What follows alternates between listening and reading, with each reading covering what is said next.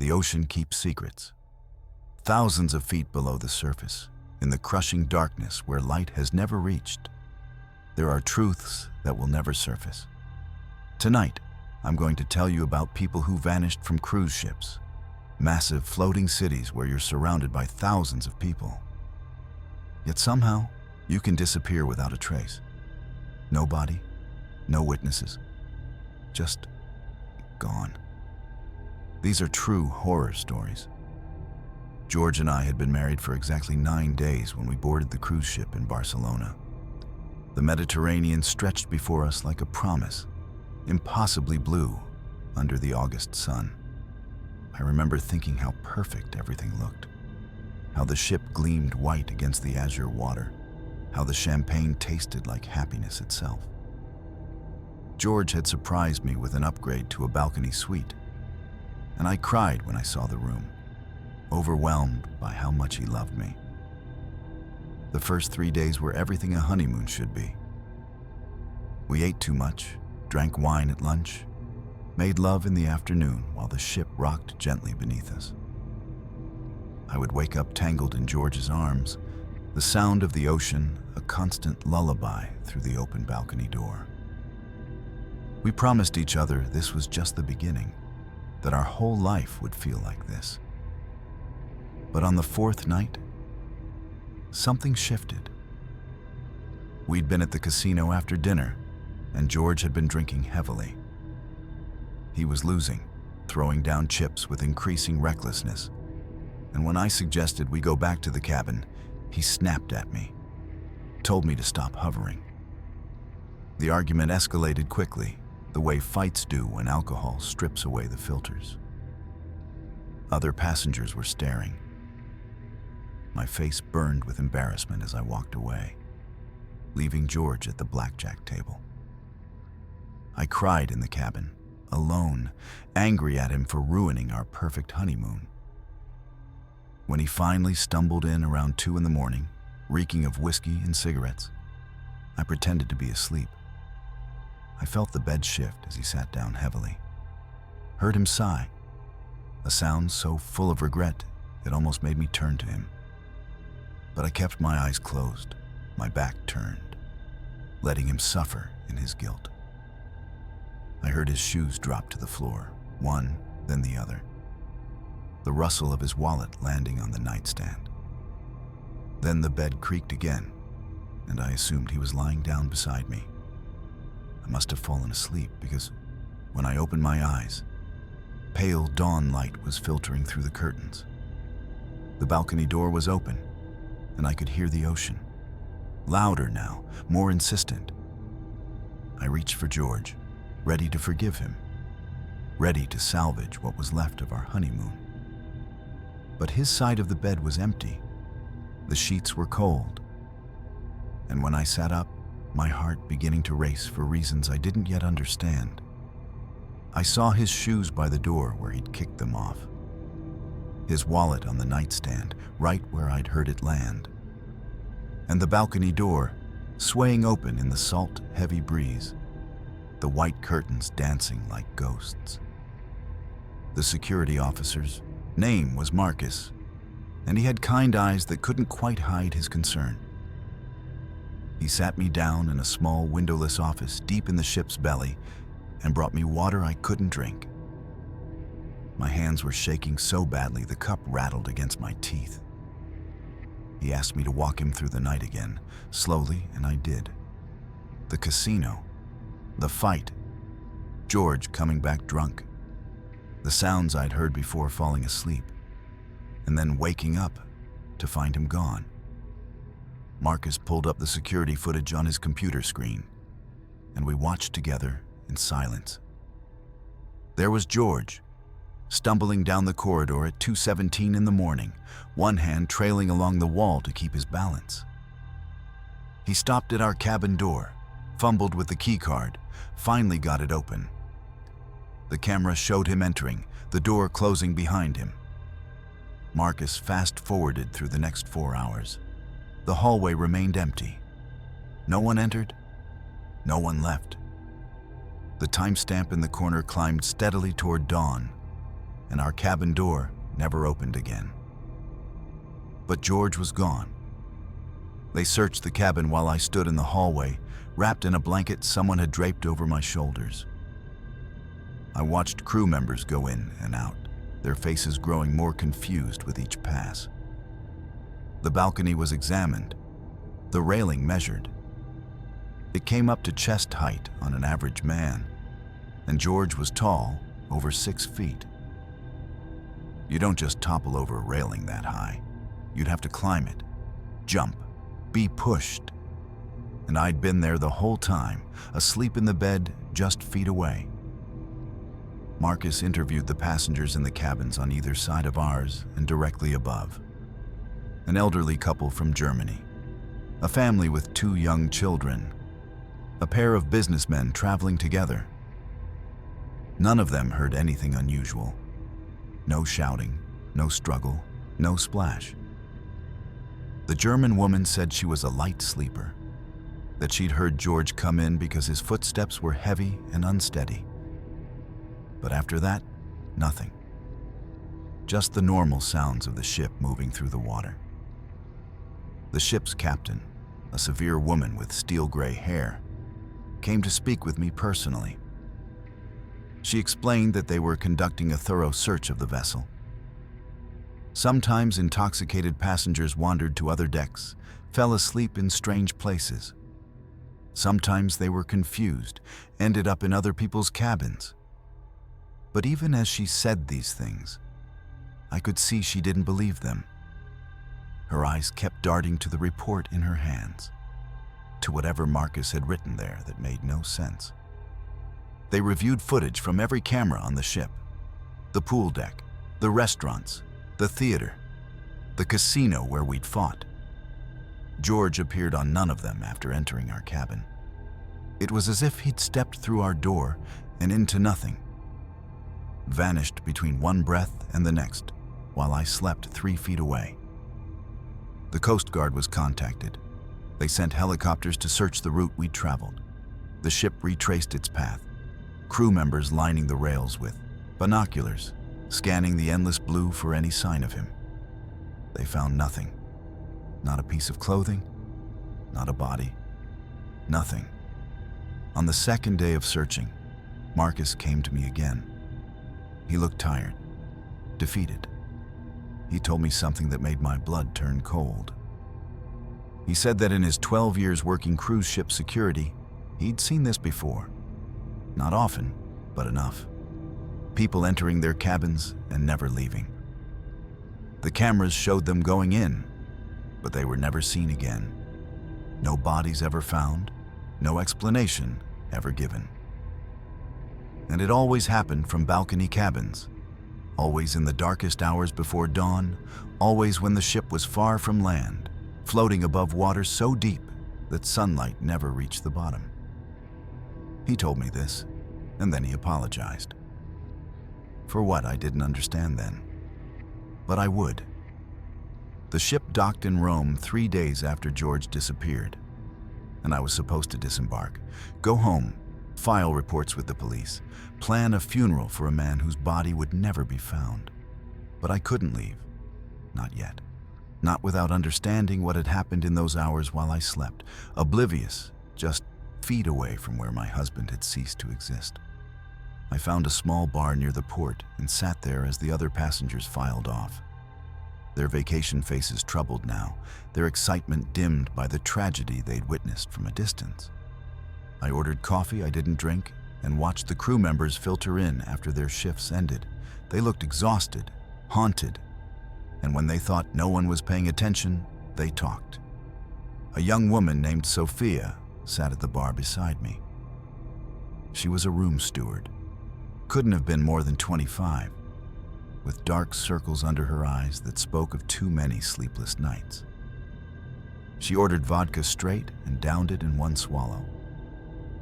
When she saw me watching, something flickered in her expression. Recognition, maybe, or pity. "You're her," she said quietly. "The wife." I nodded, unable to speak around the lump in my throat. Sophia ordered another vodka. "I'm sorry," she said. I'm so sorry. But you should know, you're not the first." The words hung between us like smoke. I asked her what she meant, even though part of me already knew, had known since Marcus mentioned it in that careful, measured way of his. She told me about a man 2 years ago. Balcony cabin on the starboard side, deck 9. He'd gone to bed with his wife, and by morning, he was gone. Security footage showed him entering, never leaving.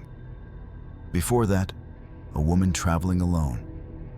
Before that, a teenager on a graduation cruise who'd been sleeping on his balcony when his friends went inside to use the bathroom.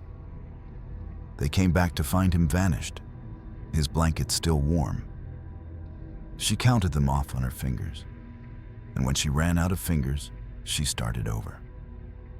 17 disappearances in the last 8 years. All from balcony cabins. All between 2 and 6 in the morning. All without a sound. "The company doesn't talk about it," Sophia said, her voice dropping to a whisper. "They call them accidents, suicides, drunk passengers who climb the railings.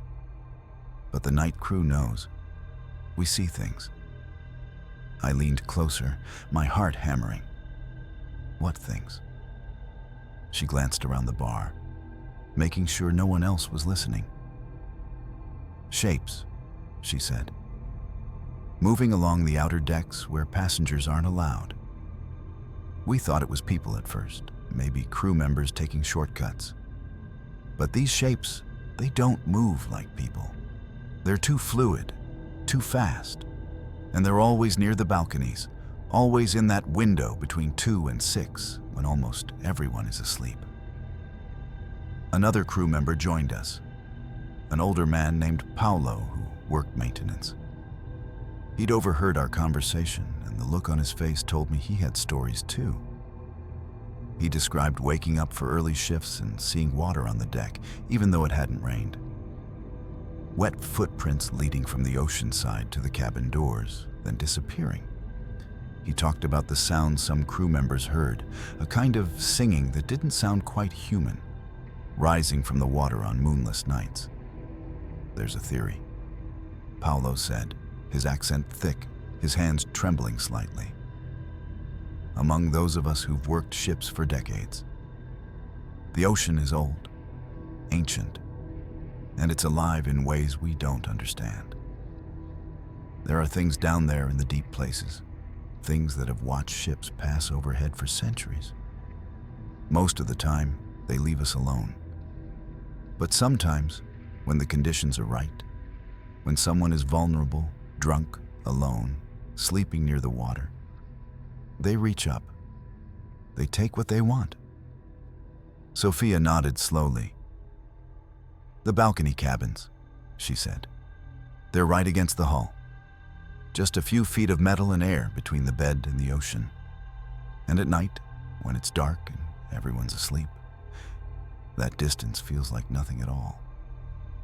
I thought about George, stumbling into our cabin drunk and guilty. I thought about the balcony door I'd found open, the curtains dancing.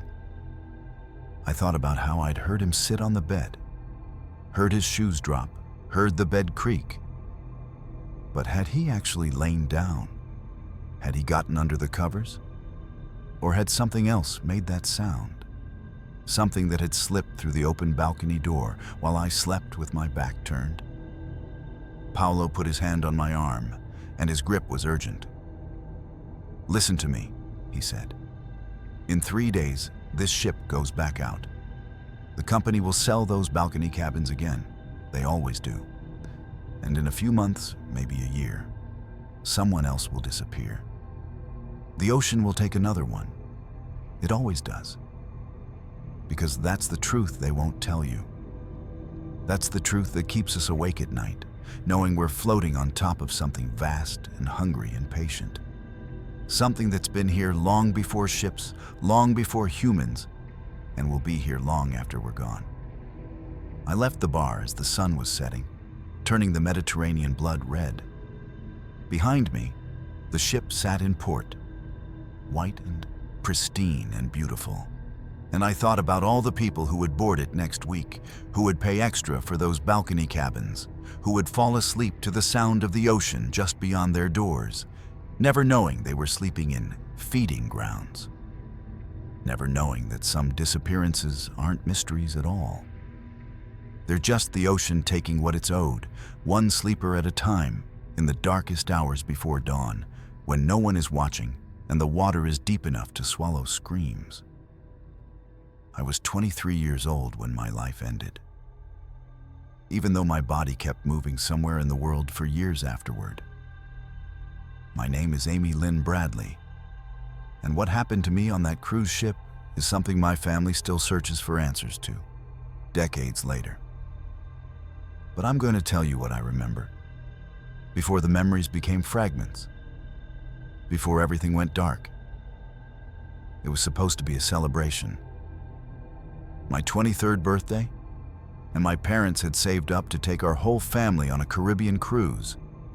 Me, my younger brother Brad, Mom and Dad, all of us together on this beautiful ship called Rhapsody of the Seas. I remember being so excited I could barely sleep the night before we left. I packed my favorite sundress, the yellow one that made me feel pretty. I brought my camera to document everything. I wanted to remember every moment. The week was perfect. We island hopped through turquoise water, ate too much food, laughed until our stomachs hurt. I got my hair braided with beads by a woman in Aruba, and the beads clicked together when I moved, like a secret language only I understood. Brad and I stayed up late every night, talking about our dreams, about the lives we were going to build. I was a lifeguard back home in Virginia.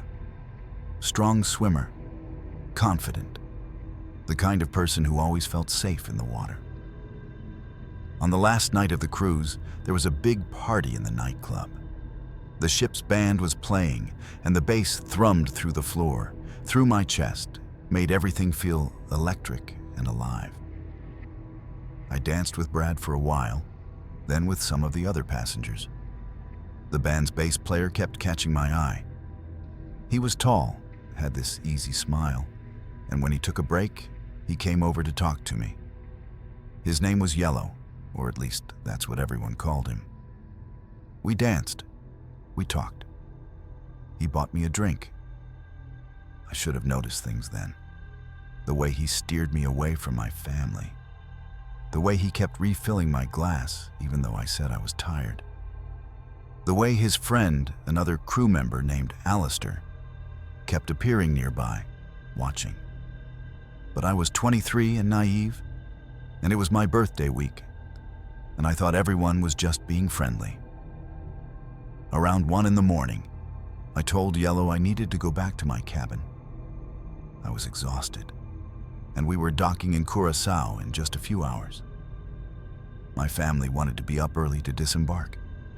He walked me part way, and I remember feeling dizzy, more drunk than I should have been from just a few drinks.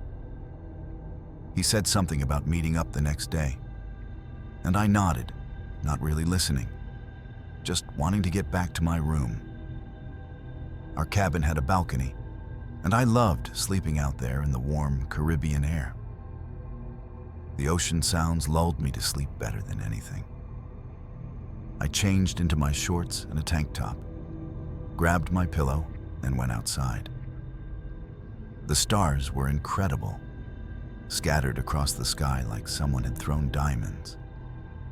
I could hear music still playing somewhere on the ship, muffled and distant. I lay down on the lounge chair and closed my eyes. I don't know what time it was when I felt someone touching my shoulder. I opened my eyes, groggy, confused. Yellow was there on our balcony. How did he get there? Our door was locked. He said something about wanting to talk to me. Said he'd climbed across from the next balcony. His voice sounded wrong, too urgent, too intense. I sat up, suddenly afraid, suddenly very aware that I was alone out there with him while my family slept inside. I told him to leave. He didn't. He grabbed my arm, and I tried to scream, but his hand clamped over my mouth. I bit down hard, tasted blood, and he cursed. I fought. God, I fought so hard. But then Alistair was there too, climbing over the railing, and I realized this wasn't random. This was planned. They'd been watching me all week, waiting for this moment. The last thing I remember clearly is my father's face. It was 5:30 in the morning, and he'd gotten up early, couldn't sleep. He came out to the balcony and saw me there, asleep on the lounge chair. He told investigators later that I looked peaceful. He didn't want to wake me. He went back inside, and that decision haunts him still. Because when he checked again at 6, just 30 minutes later, I was gone. The lounge chair was empty. My cigarettes and lighter were still there. The Walkman I'd been listening to was on the small table. But I had vanished. What my father didn't see, what he couldn't have seen in the pre-dawn darkness, was that I wasn't asleep at 5:30. I was unconscious. They'd drugged me, Yellow and Alistair, and they'd hidden just out of sight when my father came out. They waited for him to go back inside. They waited until the timing was perfect. And then they took me. I woke up in darkness so complete I thought I'd gone blind. My head throbbed, my mouth tasted like copper and chemicals, and when I tried to move, I realized my hands were bound behind my back. I was on a floor, wooden, rocking gently, still on a boat, but not the cruise ship. This space was smaller, cramped. I could hear men's voices above me, speaking in rapid Spanish I couldn't understand. Panic hit me like ice water. I screamed or tried to, but something was stuffed in my mouth. Cloth that tasted of oil and salt. I thrashed against the ropes, felt them bite into my wrists. My mind raced backward, trying to piece together what had happened. The balcony, Yellow and Alistair. My father seeing me at 5:30, and then nothing. Just this black hole where my memory should be. The boat ride lasted hours, maybe days. I lost track of time in that darkness. When they finally pulled me out, sunlight blinded me. We were at a dock I didn't recognize, buildings that looked rundown and desperate. Yellow grabbed my arm hard enough to bruise and told me in English that if I screamed, if I tried to run, they would kill my family. They knew where my parents lived in Virginia. They knew my brother's name. They had photographs. He showed me one of Brad getting into his car, taken from a distance with a telephoto lens. The message was clear. They moved me to a building inland, a house that looked normal from the outside, but felt like a tomb inside. There were other girls there, young women like me who wouldn't meet my eyes. An older woman who spoke some English told me the rules. Do what the men want. Don't fight. Don't try to escape. Girls who caused problems disappeared, and not in a good way. I learned later we were in Curaçao, the very island my family had planned to explore that morning. While they were filing missing person reports with the ship's security, while my mother was sobbing and my father was organizing search parties. I was less than 5 miles away, trapped in a nightmare I couldn't wake up from. Time became strange after that. Days blurred into weeks. They moved me around, different locations, always watching. But they made mistakes. They let me outside sometimes, took me to beaches where tourists gathered. They thought I was too scared to try anything, and they were almost right. But desperation makes you brave in ways you never knew you could be. The first person I begged for help was a Canadian sailor on shore leave. I approached him at a restaurant, whispered that I'd been kidnapped, that my name was Amy Bradley. He looked at me like I was crazy. I was wearing heavy makeup they'd forced on me, clothes I'd never choose. My hair was different. I probably looked like exactly what they'd made me appear to be. He walked away, and I watched my chance at freedom disappear with him. But word got out somehow. Tourists who thought they'd seen me. A woman who swore she talked to me at a beach and I'd said, "Help me. My name is Amy Bradley." A Navy sailor who reported seeing me in a brothel, who tried to intervene but was threatened at gunpoint. Each sighting reached my family. Each one gave them hope. Each one led nowhere. The men who held me were careful. They had connections, money, people in the right places who looked the other way. When investigators followed up on sightings, when my family hired private detectives, the trail went cold every time. Witnesses recanted. Evidence disappeared. It was as if I existed in some parallel world where people could see me, but never quite reach me. Years passed. I stopped counting after the first 1,000 days. My family never stopped searching. I knew this because sometimes the men would show me articles about myself, laugh about how much money my parents were spending on investigations that went nowhere. They showed me my own missing posters, my face staring back at me from flyers and websites. It was like looking at a ghost. That girl in the yellow sundress with beads in her hair, she was dead. I was whatever they'd made me into. There were photographs taken of me during those years. They ended up on websites I never knew existed, places on the internet where women like me are bought and sold. My family found some of those images eventually. They proved I'd been alive, at least for a while after the cruise. But they couldn't trace where the photos were taken, who took them, or how to find me. And here's what's most terrifying, what keeps my family searching even now, decades later, the question that has no answer. Some of those sightings were real. I was there, begging for help, trying to signal that I was alive and trapped. But some of them, the ones from years later, long after I'd stopped hoping for rescue, those might not have been me at all. Because in this world, in the underground network of trafficked women, faces become commodities, stories become legends, and sometimes the girl people think they see is just a ghost, a memory, a nightmare that never ends. My family doesn't know if I'm still alive. The truth is, I don't know either. Because after enough years of being treated like you don't exist, you start to wonder if maybe you don't. If maybe you disappeared that morning at 6 just like my father thought, and everything after was just the world's cruelest echo. The photographs appeared online in 2005, 7 years after I vanished from that balcony. My family's private investigator found them on an adult website, buried among thousands of other images of women whose eyes all held the same dead look. But these photos made his blood run cold because the woman in them was unmistakably me.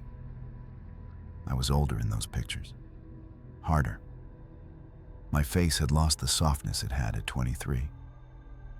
But the tattoos gave me away, the distinctive ones I'd gotten before the cruise.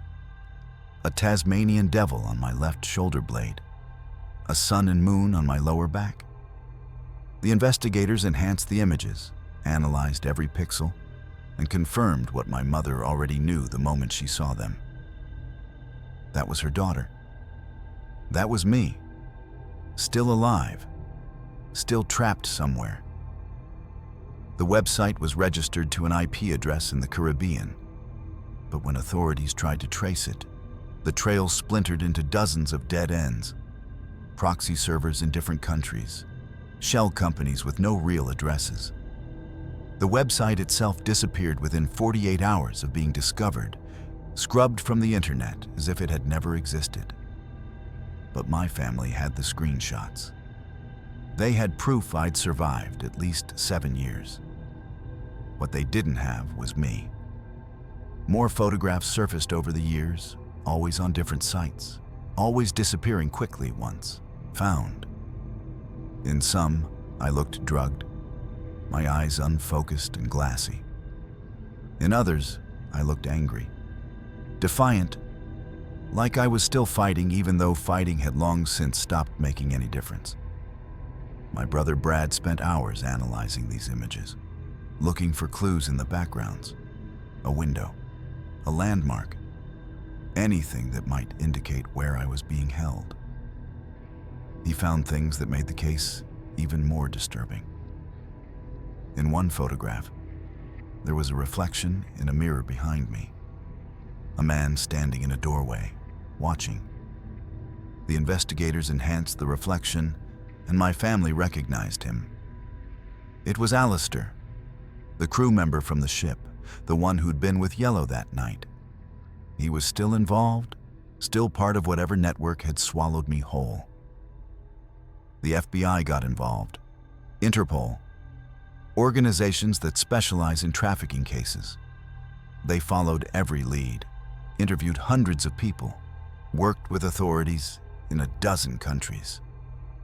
They found the network, eventually. A sophisticated operation that moved women between Caribbean islands, Central America, and parts of South America.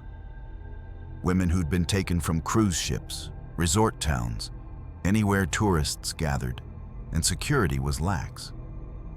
The operation had been running for decades. But by the time they raided the locations they'd identified, I wasn't there. None of the women they rescued were me. It was as if I existed in the spaces between their investigations, always one step ahead or one step behind. A ghost they could see in photographs, but never touch in reality. My father died in 2009, never knowing what happened to me. His last words to my mother were an apology for going back inside that morning, for not waking me up, for giving them those 30 minutes they needed. My mother still searches. Brad still searches. They've aged decades in the years since I disappeared, their faces hollow with grief that has no resolution. Here's what they don't know, what the photographs can't tell them. Some of those images are old, recycled, posted and reposted to throw investigators off the trail. Some might not even be me anymore. Just someone who looks enough like me to keep the legend alive, to keep my family chasing shadows. Because that's part of how these networks operate. They create ghosts. They make women exist and not exist simultaneously. Keep families hoping, keep investigators searching, keep everyone distracted while the real operations continue elsewhere. The last confirmed photograph of me appeared in 2012, 14 years after I vanished. I would have been 37 years old. In that image, my eyes were empty. Whatever had been Amy Lynn Bradley, that girl who loved swimming and laughed with her brother and felt safe in the world, she was gone. What remained was a shell, a body that looked like me but held nothing inside. My family still gets calls sometimes. Sightings. A woman at a beach in Colombia. Someone who looked like me in a bar in Venezuela. They follow every lead, spend money they don't have, travel to places that might get them killed. Because they can't stop. Because not knowing is worse than knowing the worst. But here's the truth that will haunt them forever. The truth I wish I could tell them myself. Those 30 minutes between 5:30 and 6 on that final morning weren't the end. They were just the beginning. What happened to me after? The years of being moved and sold and photographed and broken down until I wasn't human anymore. That's the real horror. And somewhere out there right now, on another cruise ship floating through another beautiful ocean, someone else is having their last normal moment. Someone else is falling asleep on a balcony, thinking they're safe, never knowing that safety is an illusion and the ocean gives up some secrets and photographs that tell you nothing except that the nightmare never ends. It just changes faces and keeps feeding, one missing girl at a time. while families search forever for ghosts who might not want to be found, because what they've become is so much worse than being dead. My name is Daniel Belling, and I need you to understand something before I tell you what happened to me on that Alaskan cruise. I was the careful one, the responsible one, the guy who always wore his seatbelt, who checked smoke detectors, who read the safety instructions on airplanes, even though everyone else ignored them. I wasn't the type to just disappear, but that's exactly what I did. The cruise was Sarah's idea, my fiancée. Well, technically her mother's idea. Margaret wanted the whole family together before the wedding, wanted us to bond, wanted to make sure I was really going to fit into their tight-knit clan. So there we were, me and Sarah, her parents, her two younger sisters, all crammed into connecting cabins on a ship heading up the Alaskan coast. The glaciers were supposed to be incredible, life-changing. Margaret had shown me pictures for months leading up to the trip.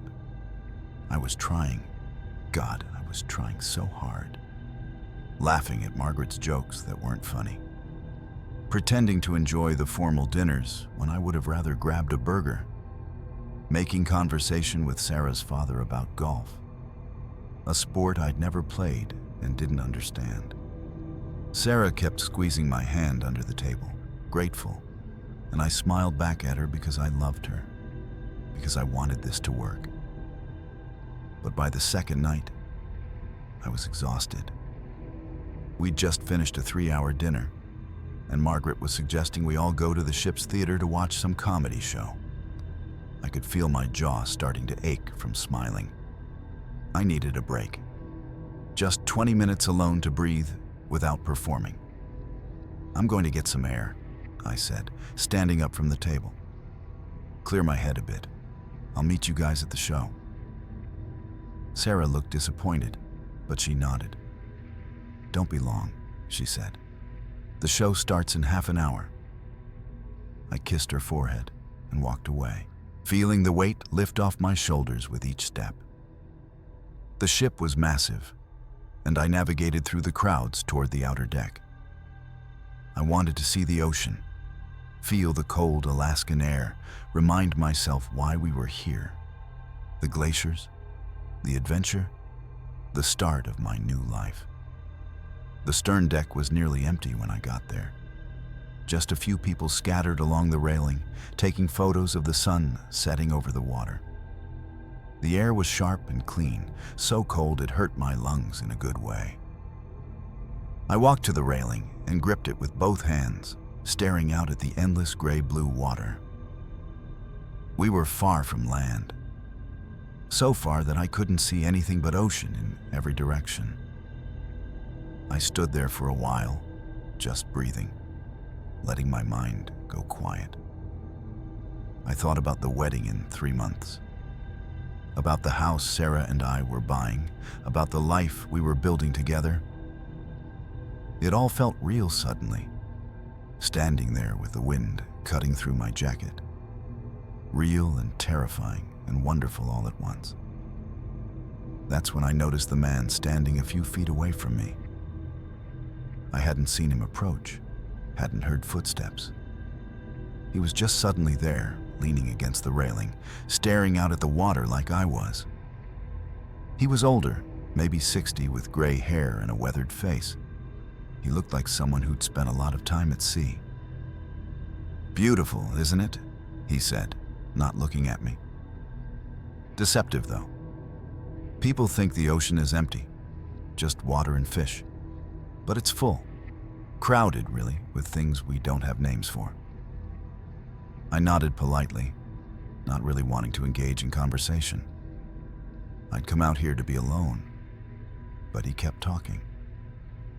"You getting married soon?" He gestured at my left hand, where I'd started wearing a simple band, even though the wedding hadn't happened yet. Sarah's idea. She wanted me to get used to it. "Yeah," I said. 3 months. "Congratulations." His voice was flat, emotionless. "You love her?" Of course. Enough to die for her? The question caught me off guard. I turned to look at him, really look at him, and that's when I noticed his eyes. They were completely black, not just dark brown. Black. Pupil and iris indistinguishable, like pools of ink. I should get back, I said, pushing away from the railing. My heart was suddenly racing. You can't, he said simply.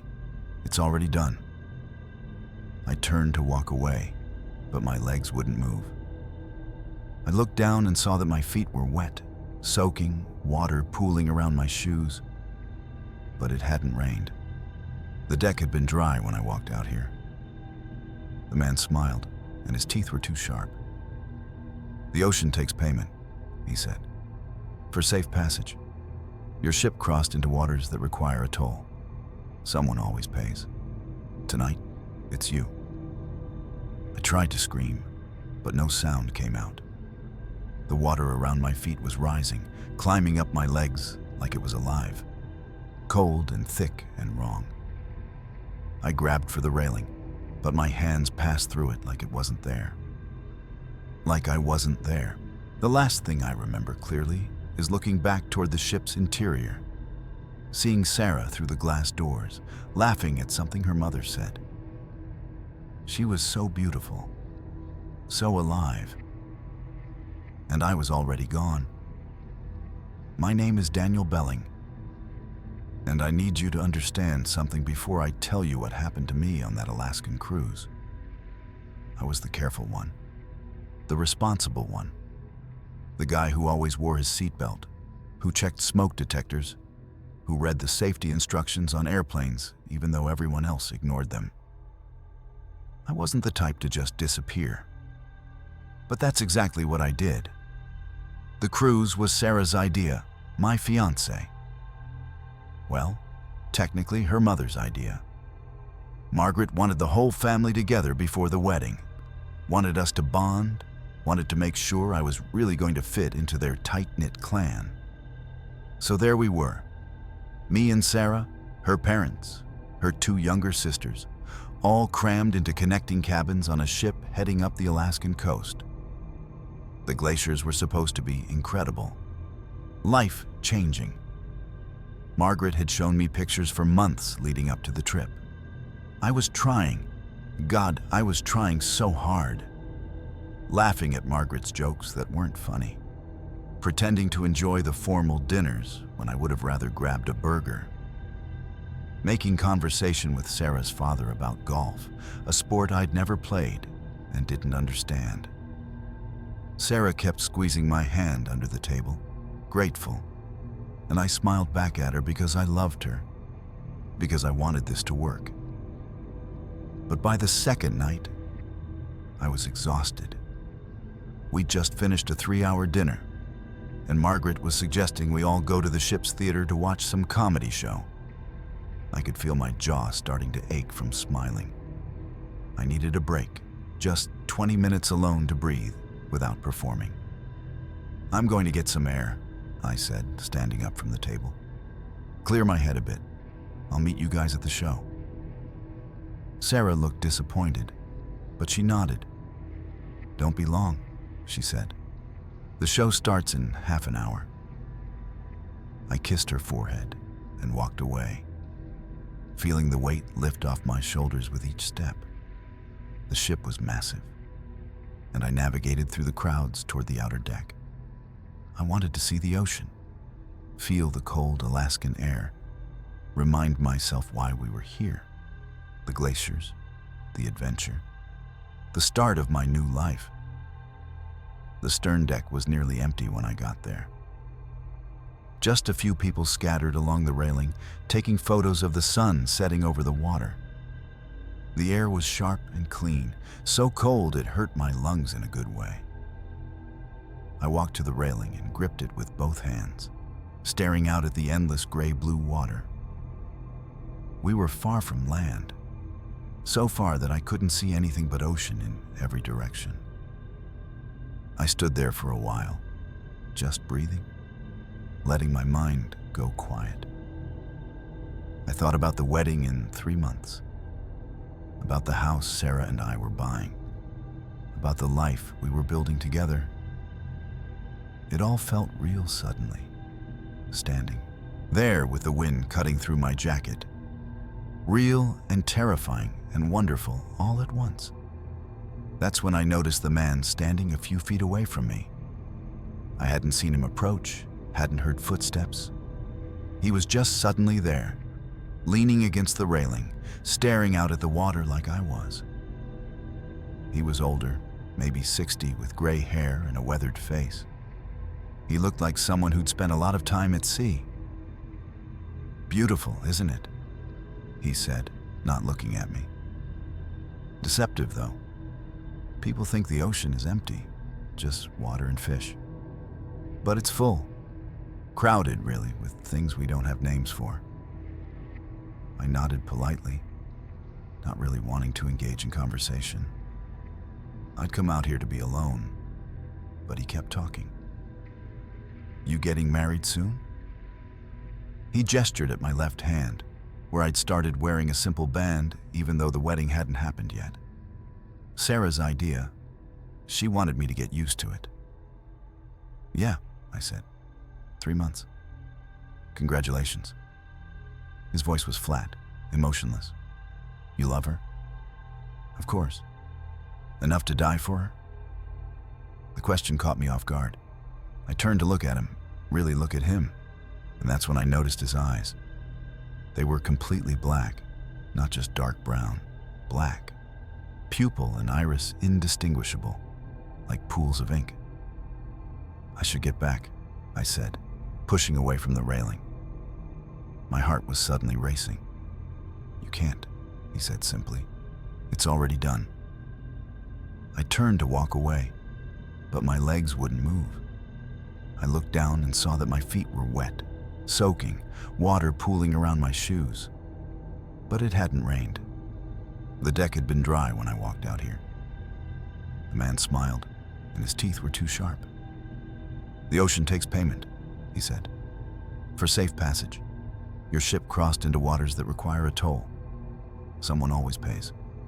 Tonight, it's you." I tried to scream, but no sound came out. The water around my feet was rising, climbing up my legs like it was alive, cold and thick and wrong. I grabbed for the railing, but my hands passed through it like it wasn't there. Like I wasn't there. The last thing I remember clearly is looking back toward the ship's interior, seeing Sarah through the glass doors, laughing at something her mother said. She was so beautiful, so alive, and I was already gone. Sarah found me 40 minutes after I said I'd meet her at the show. Or rather, she didn't find me. She searched the theater, checked the casino, walked through the restaurants, calling my name. Other passengers started giving her sympathetic looks, the kind you give someone who's being stood up. But she knew I wouldn't do that. I wasn't that kind of person. When she finally went to security, they pulled up the footage. There I was, walking through the corridors at 7:42 in the evening, heading toward the stern deck. The camera caught me pushing through the glass doors, stepping outside. And then nothing. The outdoor cameras showed the deck, showed other passengers. But I wasn't among them. It was as if I'd walked through those doors, them into empty air. They searched the ship for hours, checked every cabin, every storage room, every space large enough to hide a person. They interviewed the passengers who'd been on the stern deck around the time I disappeared. An elderly couple from Minnesota, a teenage girl taking selfies, a honeymooning couple. None of them remembered seeing me. The elderly man said something strange, though, something that made the security officer pause. He said there had been another man out there, older, with gray hair.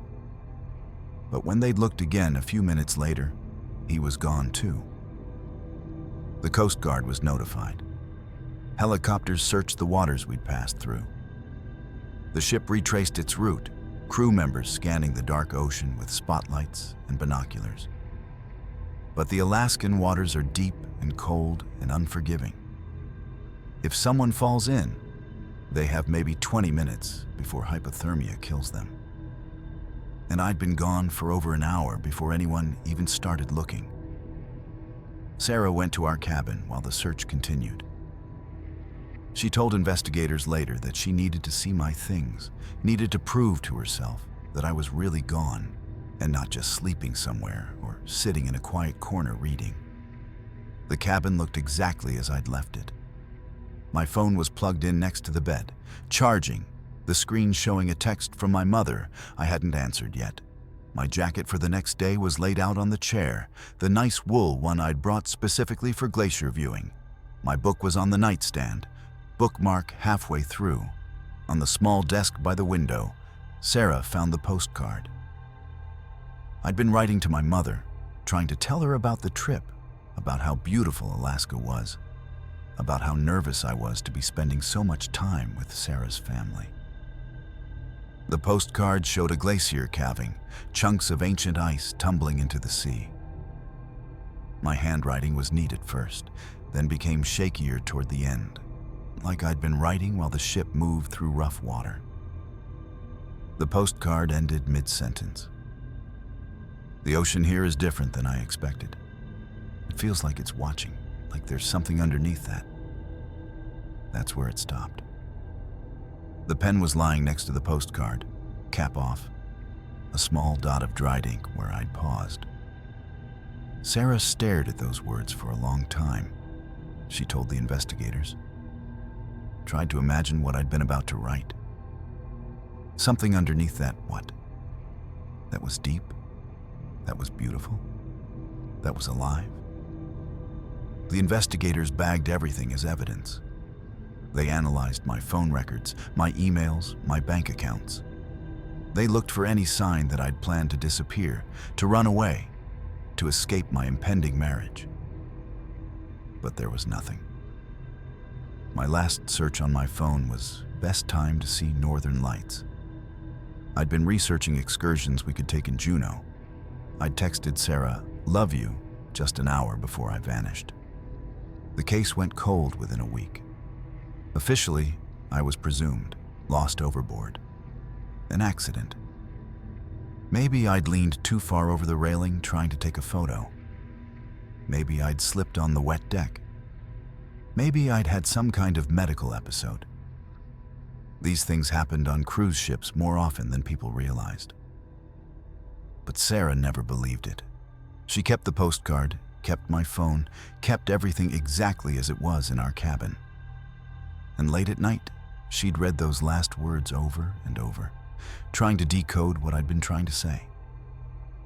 Something underneath that. Something underneath that. 5 years later, Sarah took another cruise, this time alone. She said she needed closure, needed to face the place where she'd lost me. On the second night, she went to the stern deck at the exact time I'd disappeared. She stood at the railing and stared out at the dark water. A man approached her. Older, with gray hair and a weathered face. He stood next to her and said, "Beautiful, isn't it? Deceptive, though." Sarah turned to look at him, and her blood went cold. His eyes were completely black. "You're looking for someone," he said. It wasn't a question. They all come back eventually, the ones who lost someone. The ocean remembers, and it's still hungry. She tried to run, but her feet were wet, water pooling around her shoes even though the deck was dry. She looked down and saw words forming in the water, my handwriting, completing the sentence I'd never finished. Something underneath that's been here longer than ships, longer than humans, and it takes what it wants. The next morning, Sarah's cabin was found empty. Her phone was charging, her jacket laid out for the next day. And on the desk was a postcard addressed to her sister, ending mid-sentence in her distinctive handwriting. I understand now what Daniel was trying to tell me. The ocean isn't empty. It's... The investigators filed it as another accident. Lost overboard. These things happen. But the crew knows better. They know about the man with black eyes who appears on the stern deck. They know about the passengers who go looking for answers and become part of the same question. And they know that some ships sail through waters that demand payment, and the ocean always collects its debt. One disappeared soul at a time, leaving behind half-written messages and charging phones and lives interrupted mid-sentence, as if the people who vanished were never allowed to finish their own stories. My name is Rebecca Coriam, and I want you to know that I loved my job. I really did. Working on a Disney cruise ship was a dream come true for a 24-year-old from Liverpool who'd spent her whole life wanting adventure. The kids adored me. The parents thanked me constantly. My crewmates became my family. For 8 months, I lived on the Disney Wonder, sailing between ports, painting children's faces, organizing treasure hunts, making magic happen every single day. But there's a difference between the Disney you see as a passenger and the Disney you experience as crew. Below deck, away from the families and the character breakfasts and the fireworks over the ocean, there's a whole other world. Narrow corridors with flickering lights, shared cabins the size of closets, crew areas where the paint is chipped and the floors are stained and no one pretends it's the happiest place on earth. I didn't mind at first. I was young, in love with a girl named Tracy who worked in guest services, living a life my parents barely understood. I sent them photos of tropical beaches and told them I was happy. And I was mostly. Until things started to go wrong. It began with small things. Equipment going missing from the youth center. Whispered conversations that stopped when I entered a room. Tracy becoming distant, spending time with other crew members, laughing at jokes I wasn't part of. I told myself it was nothing. Ship life was intense, relationships were complicated, everyone was under stress from the long contracts and the relentless schedules. But on March 20th, 2011, everything came to a head. Tracy and I had a massive fight in the crew mess. She'd been seeing someone else, another woman from the entertainment department. And when I confronted her, she said things that cut deeper than I thought words could. Other crew members watched, some amused, some uncomfortable. I ran out, humiliated, crying so hard I could barely breathe. I went to the crew deck, the outdoor area where we were allowed to smoke and get fresh air during our breaks. It was late, maybe 11 at night, and the ocean was black and vast around us. I called my parents from the crew phone, the cheap calling card barely giving me 10 minutes. My mom answered, and the moment I heard her voice, I broke down. "Something's wrong," I told her, crying. "I can't explain it, Mom. Everything's wrong here." "Come home then," she said. "Just quit and come home, love." But I couldn't. I'd signed a contract. 9 months. I had 4 more to go. And besides, I'd already told everyone back home how perfect it was, how magical. I couldn't admit I'd failed. "I can't talk about it," I said. "I just needed to hear your voice." We talked for a few more minutes before the card ran out. I stood there on the crew deck for a long time after, staring at the water, wondering how something that had seemed so perfect 8 months ago had turned into this. I was exhausted, heartbroken, more alone than I'd ever been, even though I was surrounded by hundreds of people. I went back to my cabin around midnight. My roommate was already asleep. I lay in my bunk, staring at the metal ceiling inches from my face, listening to the constant hum of the ship's engines. I must have fallen asleep eventually, because the next thing I remember is my alarm going off at 5:30 in the morning. My shift started at 6. Youth activities set up, getting the craft supplies ready, preparing for the early morning kids club. I dragged myself out of bed, pulled on my uniform, the bright, cheerful Disney costume that suddenly felt like a disguise. I grabbed my staff ID and headed out into the corridor. The crew areas were mostly empty at that hour. Just the night shift people heading to bed and the early shift people stumbling toward coffee. I walked through the narrow passages, up the metal stairs, taking the route I'd taken hundreds of times before. But that morning, something felt different. The lights seemed dimmer, the corridors seemed longer, and I had this overwhelming sensation that I was being watched. I reached the crew deck, the outdoor area where I'd called my parents the night before. I don't know why I went there instead of straight to the youth center.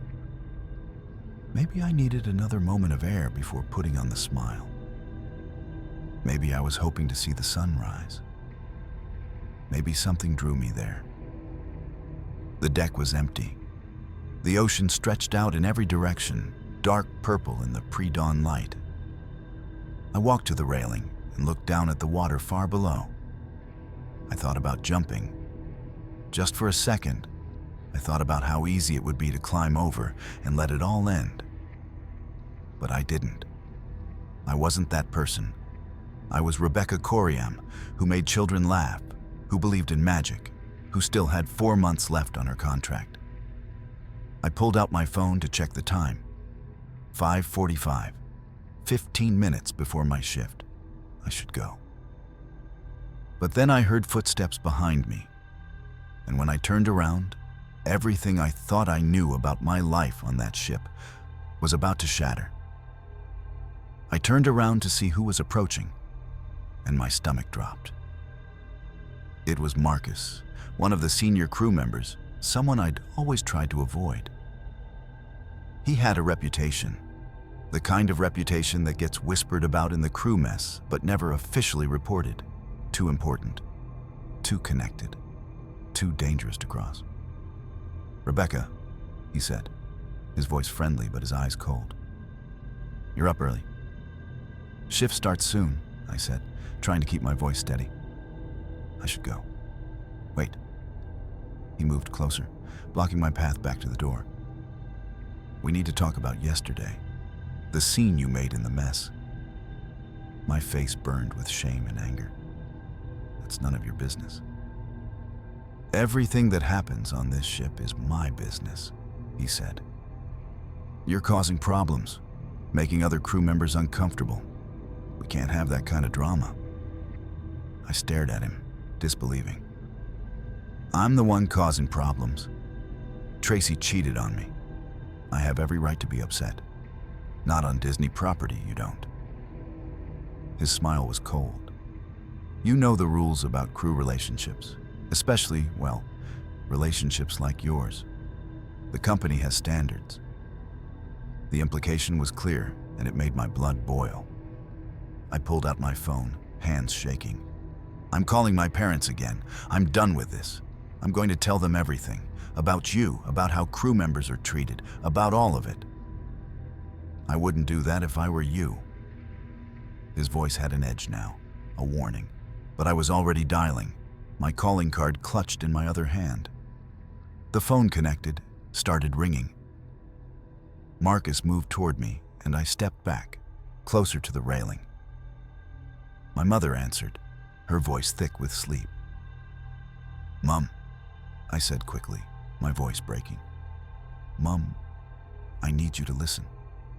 Something's happening. I need to tell you about this place, about what really goes on here." Marcus reached for my phone, and I jerked away from him, my voice rising. "No, I'm talking to my mother. You can't stop me from talking to my own mother." That's when I saw the security camera, the little dome mounted on the wall near the crew pool.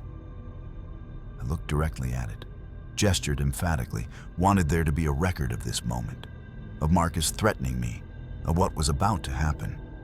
But my mother was saying something I couldn't quite hear over the blood rushing in my ears. And Marcus was getting closer, and I took another step back. My flip-flop caught on something, a raised edge of the deck plating. I stumbled, dropped my phone, heard it clatter across the deck.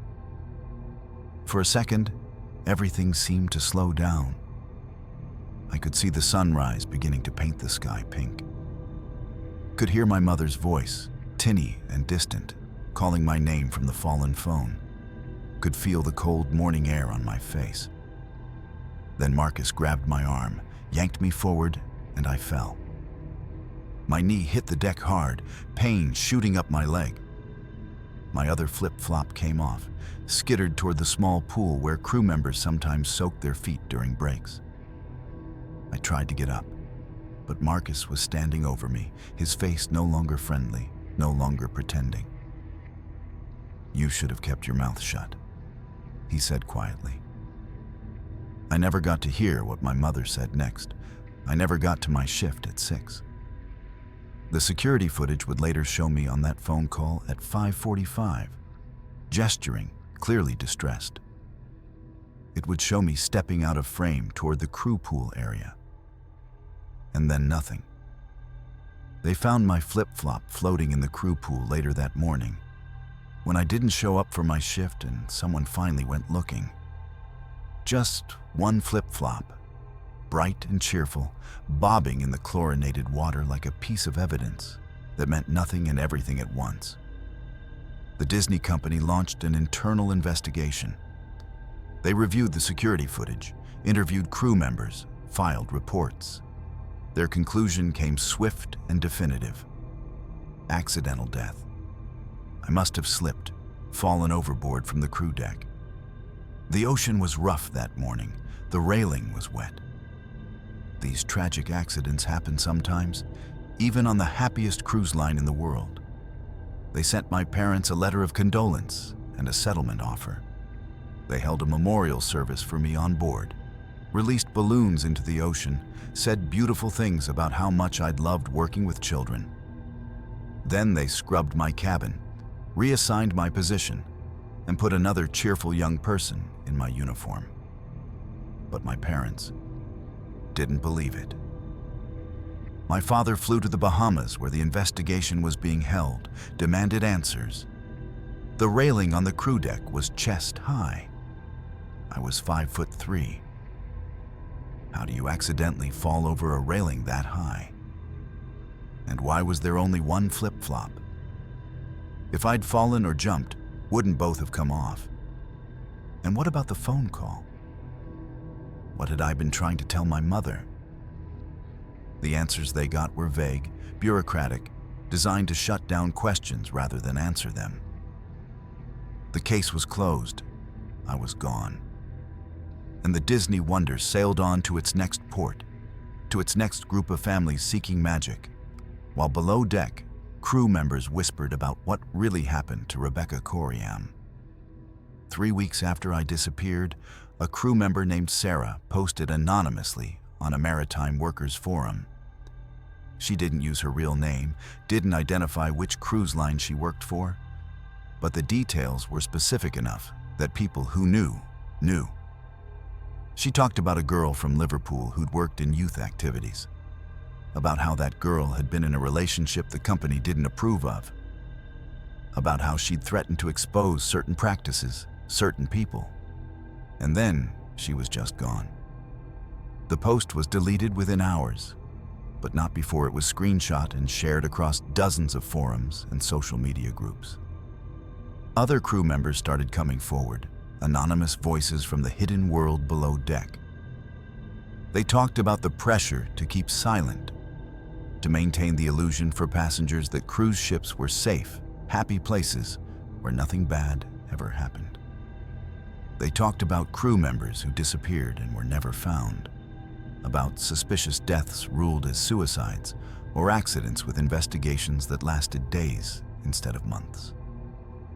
One former crew member described the culture of fear, how speaking up about anything, harassment, unsafe conditions, suspicious incidents, could get you blacklisted across the entire industry.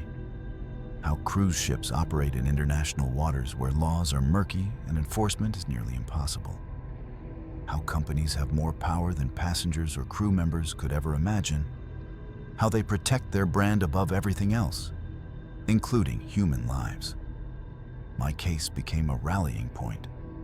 Anonymous crew members shared stories that sounded horrifyingly similar to mine.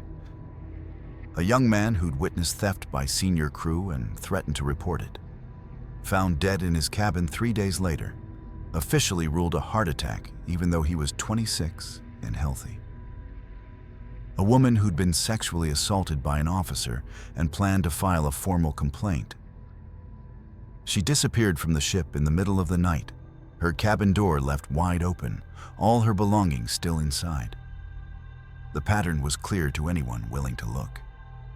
Crew members who became problems, who knew too much, who threatened to expose the reality behind the magic. They had a tendency to disappear. And the investigations, if they happened at all, were quick, contained, and always reached the same conclusion: accident, suicide. Tragic, but not suspicious. My parents hired a private investigator, a man named John who'd spent 20 years working maritime cases. What he uncovered made them physically ill. He found at least 37 crew members who disappeared from cruise ships in the past decade, all under circumstances that didn't quite add up. Most were young, like me.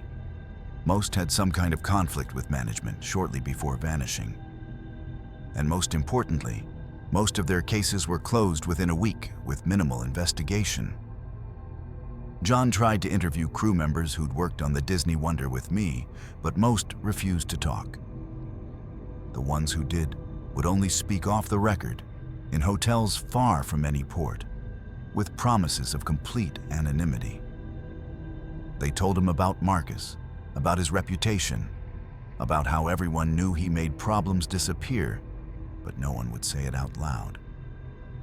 They told him about the security footage that supposedly showed me stepping out of frame, but none of them had actually seen it.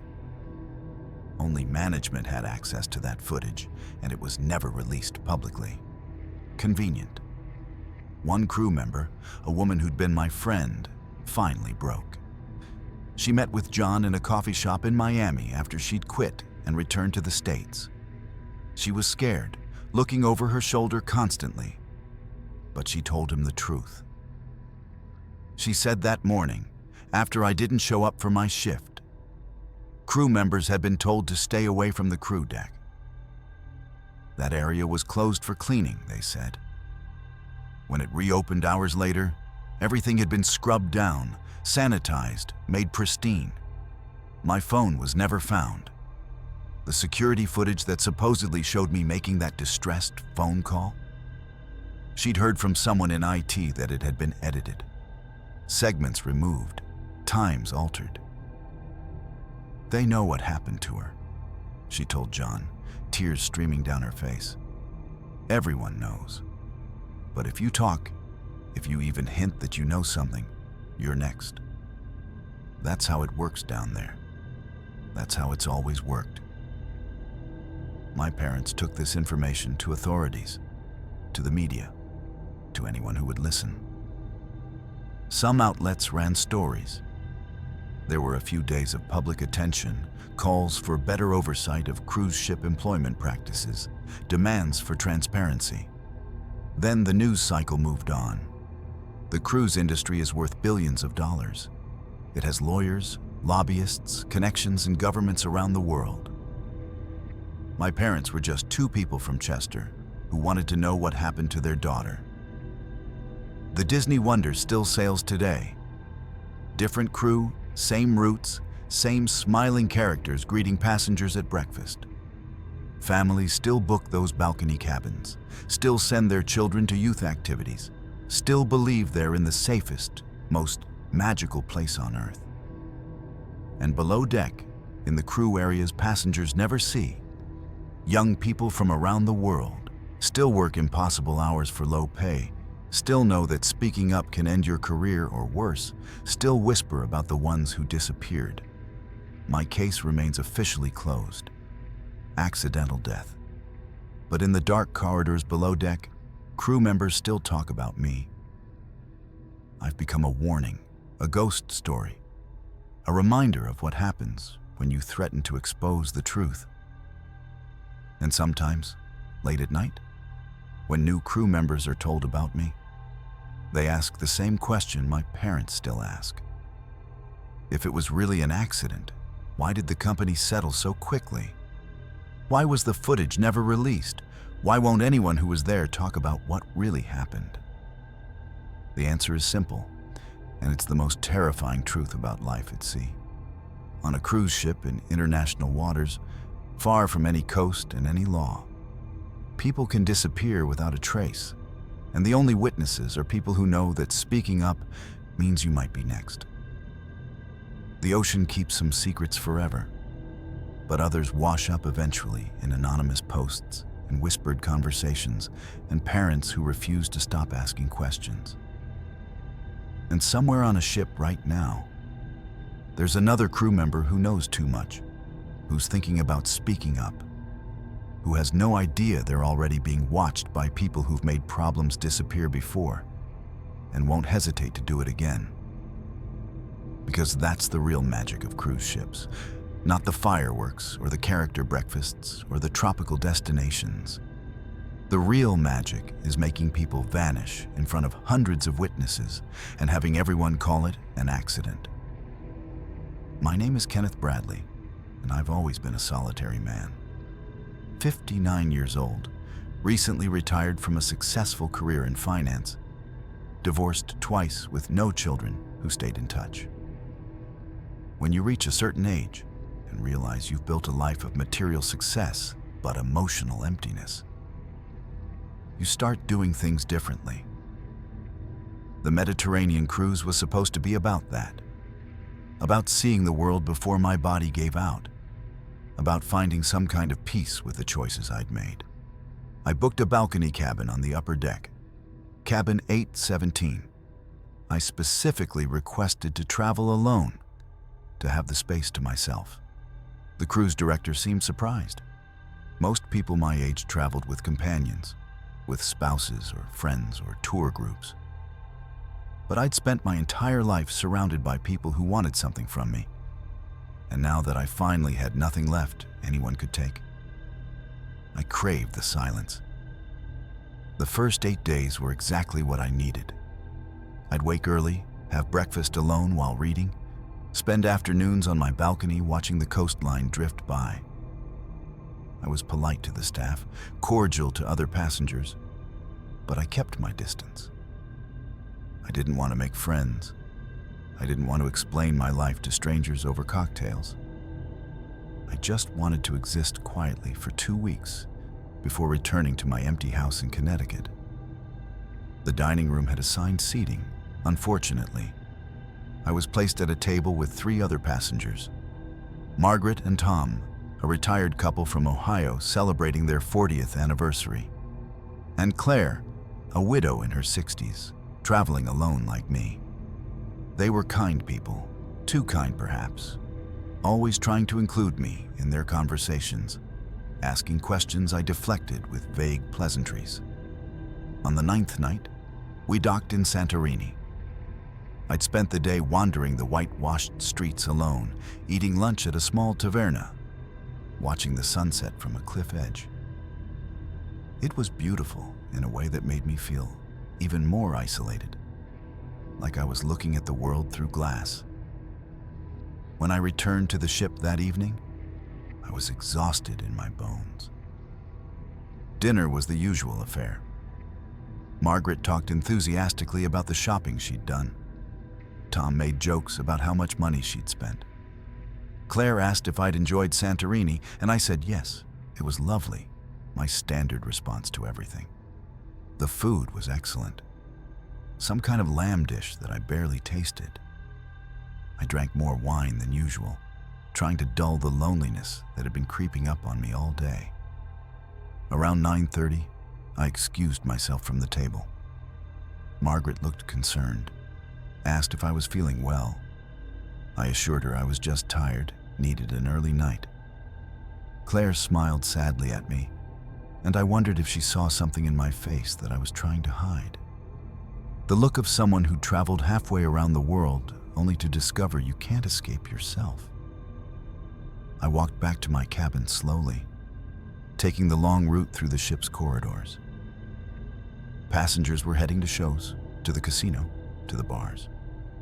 Everyone seemed to be paired up, coupled, connected. I felt like a ghost moving through their world, present but fundamentally separate. Cabin 817 was at the end of a quiet corridor.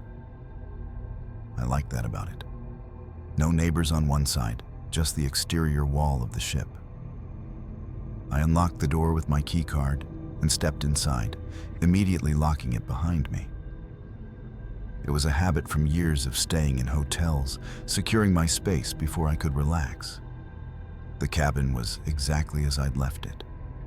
Bed made by housekeeping, my book on the nightstand, my toiletries organized on the bathroom counter, everything in its place, everything controlled, everything safe. I changed into my pajamas, the silk ones I'd bought specifically for this trip, trying to convince myself I was the kind of man who could enjoy luxury. I stepped out onto the balcony for a moment, breathing in the salt air. The ship was still docked, and I could see the lights of Santorini glowing against the dark hillside.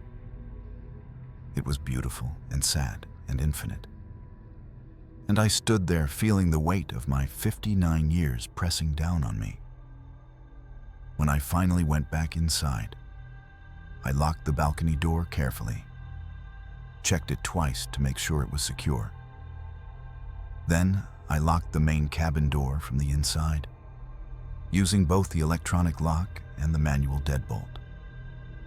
I took a sleeping pill, something I'd been doing more frequently lately, and climbed into bed. My last conscious thought was wondering if this was all there was. If I'd spend the rest of my life moving from one beautiful, empty place to another. Always alone, always locked safely away from the world. I closed my eyes and let the medication pull me under. I never woke up. When I didn't appear for breakfast the next morning, Margaret noticed immediately. She told investigators later that it concerned her because I was a creature of habit, always arriving at exactly 8:15, already showered and dressed, my newspaper folded precisely beside my plate. When 8:30 came and went with no sign of me, she mentioned it to Tom. He shrugged it off. Maybe I was sleeping in. Maybe I'd decided to have breakfast in my cabin. But when I didn't show up for lunch either, Margaret's concern deepened into worry. She went to the guest services desk and asked them to check on me. The staff member was polite but dismissive at first. Solo travelers sometimes kept irregular schedules, sometimes spent entire days in their cabins. But Margaret was insistent. Something was wrong. She could feel it. By noon, security agreed to do a welfare check. 2 officers walked down the quiet corridor to cabin 817. They knocked firmly on the door. No answer. They knocked again. Louder this time, calling my name. Still nothing. One of them swiped his master key card. The electronic lock clicked open, the little light turning green. But when they tried to push the door open, it wouldn't budge. The deadbolt was engaged from the inside. They called for backup, for a maintenance crew with tools. It took them 20 minutes to remove the deadbolt mechanism, to finally force the door open. What they found made no sense. The cabin was empty. Completely, impossibly empty. The bed was made, sheets tucked in with hospital corners, the way housekeeping always did it. But I hadn't requested housekeeping that morning. The Do Not Disturb sign had been on my door, yet the bed looked like no one had slept in it at all. My luggage sat on the stand near the closet, fully packed. My clothes were folded neatly inside, my shoes placed carefully on top. My passport was on the dresser, next to my wallet containing 400 euros and 3 credit cards. My phone was plugged in, charging, showing no missed calls or messages. My book was still on the nightstand, bookmarked in the same place it had been for 3 days, because I'd been too distracted to read. The security officers checked the bathroom. My toothbrush was dry. The towels were hung perfectly, unused. The sleeping pills I'd taken were still in the cabinet. And when they counted them, they discovered one was missing from the usual count. So I had taken medication before bed, just like I'd intended. They examined the balcony door. It was locked from the inside, the manual security bar still engaged in its bracket. You couldn't lock that bar from outside. It was physically impossible. The balcony itself was empty, except for the 2 chairs and small table that came standard. No sign anyone had been out there recently. There was no sign of a struggle, no blood, no torn clothing, no overturned furniture, nothing broken or out of place. The cabin looked exactly as it should, as if I'd simply tidied up and walked out. Except I couldn't have walked out. The door had been deadbolted from the inside. The ship's captain was notified immediately. This was unprecedented in his 23 years of commanding cruise ships. People didn't just vanish from locked rooms. There had to be an explanation. A secret exit they hadn't found. A way I'd locked the doors behind me and somehow escaped. They tore the cabin apart, looking for answers. They checked the air vents, too small for a person to fit through. They examined the walls, looking for hidden panels. Nothing. They measured the balcony, wondering if I could have somehow climbed to another cabin. But the distance was too far, the drop too deadly, and besides, the neighboring cabins had been occupied all night. Someone would have seen or heard something. They reviewed security footage from the corridor. I was seen entering my cabin at 9:47 the previous evening.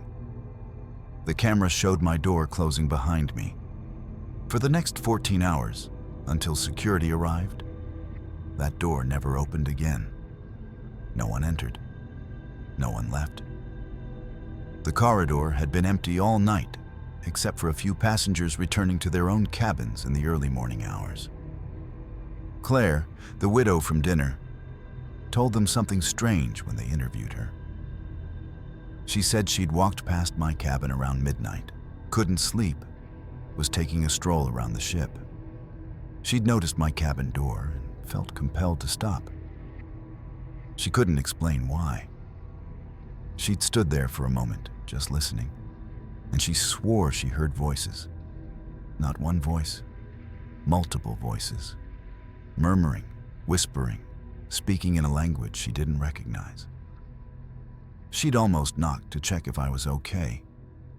But then the voices stopped abruptly, and she convinced herself she'd imagined it. The Coast Guard was contacted. Search and rescue protocols initiated. But what were they searching for? I couldn't have gone overboard. The ship had been docked in Santorini all night. Even if I'd somehow gotten out of the locked cabin unseen, even if I'd made it to the deck and jumped, we were in port. My body would have been found in the harbor. Margaret demanded to see my cabin. Security tried to refuse, but she was persistent. When they finally let her in, she walked straight to the dresser and picked up my passport. She opened it, looked at my photo, and started crying. Tom asked her what was wrong, and she couldn't explain it at first. Finally, she said the man in the photo looked like me, but also didn't. Like it was me, but somehow not quite right. As if the features were just slightly off. A copy that was almost perfect, but not quite. The investigators dismissed this as grief, as the mind playing tricks. But then they started finding other small anomalies. My fingerprints were everywhere in the cabin, as expected. Except forensics noticed something odd. Some of the prints were layered, as if they'd been placed at different times. But the patterns didn't quite match. Like someone had tried to replicate my fingerprints, but made tiny errors. The case attracted attention from maritime law experts, from people who specialized in impossible disappearances. They all came to the same conclusion. Based on the physical evidence, I could not have left that cabin. The locks couldn't have been engaged from outside. There were no secret exits, no hidden passages, no way to explain it. Yet I was gone. The discovery came 3 days after my disappearance, when a junior investigator named Lisa was going through the ship's historical records. She was looking for anything that might explain what happened to me, any previous incidents in Cabin 817 that could offer clues. What she found made her hands shake as she printed out the documents. 8 years ago, a man named Robert Chen had vanished from Cabin 817. He'd been 54, traveling alone after his wife's death, on the same Mediterranean route. He'd returned to his cabin one evening, locked the door, and by morning, he was gone. The cabin had been found locked from the inside, his belongings neatly arranged, no sign of how he disappeared. The case was eventually closed as a presumed suicide, though no body was ever recovered. Lisa kept digging. 6 years ago, a woman named Helena Kovac, 61 years old, solo traveler, Cabin 817. Last seen entering her cabin at night, gone by morning, door locked from inside. No explanation ever found. 4 years ago, Thomas Brennan, 57, traveling alone, Cabin 817, same pattern. Entered at night, vanished by morning, locked door, no trace. 2 years ago, Diane Foster, 63, solo traveler, Cabin 817. You could see where this was going. 5 people in 8 years, including me. All solo travelers, all middle-aged or older, all in the exact same cabin, all last seen retiring to that room in the evening. All gone by morning with the door locked from the inside. And the cruise line had never connected the dots, or if they had, they'd never told anyone. Lisa brought this to her supervisor, who brought it to the captain, who brought it to the cruise line's corporate headquarters. There was a meeting that lasted 6 hours. Lawyers were called, insurance companies contacted, public relations experts consulted, and a decision was made. The cruise line issued a quiet internal memo. Cabin 817 was to be taken out of rotation permanently. The official reason given was ongoing maintenance issues. The cabin number was changed to 817B, then eventually to 819, as if a new number could erase the history. Solo travelers were no longer to be assigned to that cabin under any circumstances. If asked why, staff were instructed to say it had been converted to storage, but they never explained why. Not to the families of the disappeared, not to investigators, not to the public. They settled with the families quietly, confidentially, with non-disclosure agreements that prevented anyone from discussing the terms. My ex-wives received money they didn't want for a death that couldn't be proven. Margaret, however, wouldn't let it go. After the cruise ended, she began her own investigation. She tracked down the families of the other 4 victims, broke through their NDAs by appealing to their grief, their need to understand. She got them to talk. Every single one of the disappeared had been lonely. Profoundly, achingly lonely. Robert Chen's daughter said her father had been depressed since her mother's death, that he'd taken the cruise hoping to find a reason to keep living. Helena Kovac's sister said Helena had no close friends, no remaining family, had spent the last decade of her life in near total isolation. Thomas Brennan's brother said Thomas had pushed everyone away after his business failed, had become a recluse. Diane Foster's son said his mother hadn't spoken to anyone in her family in 5 years, had cut everyone off after a bitter divorce. And me? I fit the pattern perfectly. 59 years old, alone, disconnected from everyone who'd ever mattered to me, traveling solo because I had no one to travel with. We were all the same, the five of us. People who'd somehow slipped through the cracks of human connection and ended up untethered, floating, desperately lonely even in crowds. Margaret found something else too. She obtained photos of all five of us. When she laid them out together, she noticed something that made her skin crawl. We all had the same look in our eyes, a kind of emptiness, a resignation, like we were already ghosts before we disappeared. She hired a paranormal investigator, though she wasn't even sure she believed in such things. The investigator examined photos of Cabin 817, read reports about the disappearances, and offered a theory that sounded insane, but somehow made horrible sense. He said some places become thin, weak spots between our world and somewhere else. And certain people who are already disconnected, already halfway gone, they can slip through more easily, especially at night, when they're alone, when they take something to help them sleep and lower their defenses. The ship continued to sail without me, without any of us. Cabin 817, now 819, remained empty, officially for storage, but really because everyone who knew the truth was terrified to set foot in it. Crew members would walk past that corridor and feel cold, would hear things they couldn't explain, would sometimes smell cologne or perfume from fragrances no one on board wore. A new crew member, not knowing the history, once opened the cabin during a routine inspection. She found it completely empty, as expected. But when she turned to leave, she swore she saw 5 people standing in the corners and center of the room. Middle-aged, transparent, all of them staring at her with those same empty eyes. All of them reaching out slowly, as if asking for help or offering an invitation. She quit that day, refused to explain why. Just packed her things and got off at the next port. The cruise line will never admit that Cabin 817 is haunted or cursed or whatever it actually is.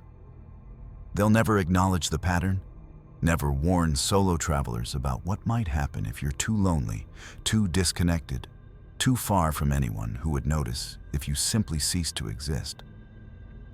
Because that's the real horror. We didn't disappear because something took us. We disappeared because when you're alone enough, isolated enough, unloved enough, you become unstable. You stop being fully real. And places like Cabin 817, they can sense that. They can pull you into whatever exists on the other side of locked doors and made beds and packed luggage, where 5 of us now wait in the dark, together at last, in our loneliness. Hoping that someone else will arrive soon, because even being a ghost is better than being alone forever. And the cabin is always ready, always waiting for the next solo traveler who's forgotten how to be human enough to stay. My name is George Smith, and I need you to understand that I loved my wife. I know how this story ends. I know what people think happened, but I loved Jennifer. The problem was that love wasn't enough to fix what was broken between us. And by the time we boarded that cruise ship for our honeymoon, we were already destroying each other. We'd been married for 6 days when we left for the Mediterranean.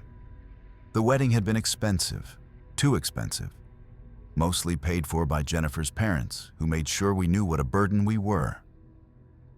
I'd wanted something simple, but Jennifer wanted the fairy tale, the dress, the venue, the 300 guests.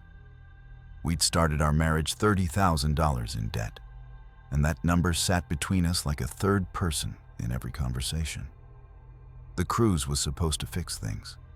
A romantic honeymoon where we could forget about money and family and all the reasons we'd been fighting since the engagement. For the first few days, it almost worked. We drank too much, made love like we were trying to prove something to each other. took photos that we could show people back home as evidence that we were happy.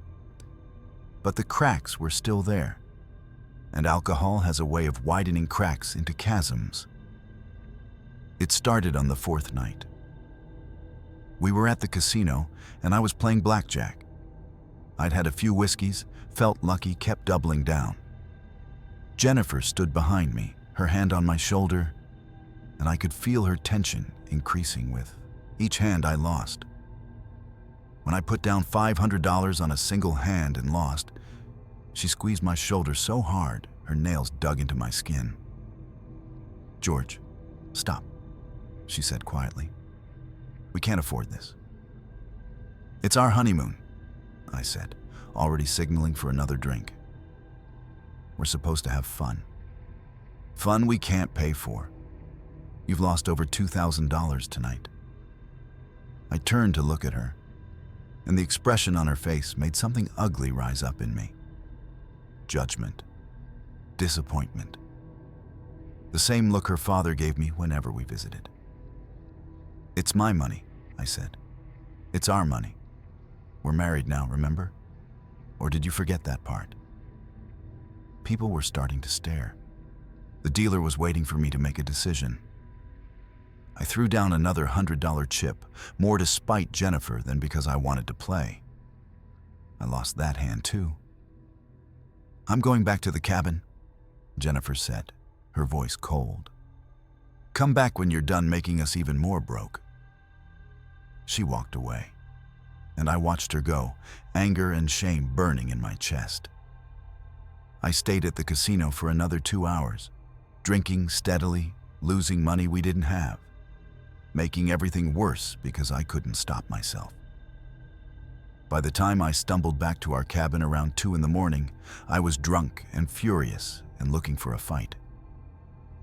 Jennifer was still awake, sitting on the bed in her pajamas, her face swollen from crying. The moment I walked in, she started in on me. "How much did you lose? Does it matter?" "Yes, George, it matters. We're going to have to pay credit card bills for years because you can't control yourself. Maybe if you weren't so controlling, I wouldn't need to escape to the casino." It escalated from there, our voices getting louder, all the resentment and frustration of the past 6 months pouring out. She brought up how I'd flirted with one of her bridesmaids at the wedding. I brought up how she'd told her mother I wasn't ambitious enough. She said I was exactly like my deadbeat father. I said she was exactly like her judgmental bitch of a mother. Things got thrown. She hurled a champagne glass at the wall and it shattered, spraying glass across the floor. I knocked over the lamp on the nightstand. Passengers in the neighboring cabins must have heard everything. Our marriage disintegrating in real time, all the ugly truth we'd been hiding behind wedding photos and forced smiles. "I should have never married you," Jennifer screamed, and I saw tears streaming down her face, saw genuine hatred in her eyes. "Then why did you?" I shouted back. "Was it just because you were 32 and desperate? Because all your friends were married?" She slapped me, hard enough that my ear rang. I grabbed her wrists, not to hurt her, but to stop her from hitting me again. And she struggled against me, both of us breathing hard, staring at each other with this terrible recognition that we'd made a catastrophic mistake. Then someone knocked on the door. Hard official, knocking. Ship security. I let go of Jennifer and opened the door. 2 security officers stood there, their faces stern. They'd received noise complaints. They needed us to keep it down or they'd have to take action. I apologized, promised it wouldn't happen again. Closed the door. Jennifer and I stood in the wreckage of our cabin, breathing hard, not looking at each other. The adrenaline was fading, leaving behind exhaustion and shame, and the awful knowledge that there was no coming back from what we'd said to each other.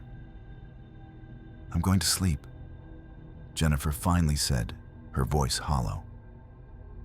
She climbed into bed, turned her back to me, pulled the covers up to her shoulders. I stood there for a long moment, swaying slightly, drunk and angry, and so incredibly tired. I sat down on my side of the bed, kicked off my shoes, let them drop to the floor one by one. I pulled my wallet from my pocket and threw it on the nightstand harder than I meant to. Then I lay back on the bed, still fully clothed, staring at the ceiling. The balcony door was open. I could hear the ocean, that constant rushing sound that I'd found soothing on previous nights, but now sounded ominous, hungry. I should have gotten up and closed it. Should have changed my clothes. Should have done a lot of things. But I just lay there, letting the darkness creep in around the edges of my vision, wondering how I'd ended up here. Married to someone who hated me, drowning in debt, on a honeymoon that felt more like a funeral. The last thing I remember thinking before I passed out was that something felt wrong. Not just our marriage. Something else. Something about the sound of the ocean, the way the air felt, the presence I could sense standing on our balcony looking in. But I was too drunk to care, too exhausted to investigate. So I closed my eyes and let whatever was going to happen, happen. I woke up to sunlight burning through my eyelids and a headache that felt like my skull was splitting open. My mouth tasted like death, and when I tried to move, the room spun violently. I lay there for a moment, eyes closed, trying to piece together the previous night. The casino, the fight, security knocking, George lying down beside me. I reached across the bed for him, some instinct to make sure we were okay, that our marriage hadn't completely imploded. But his side of the bed was empty, cold, like no one had been there at all. I sat up too quickly, and nausea rolled through me. "George?" My voice came out hoarse, raw from all the screaming I'd done. The cabin was a mess. Broken glass still scattered across the floor, the lamp on its side. But George wasn't there. The bathroom door was open, dark.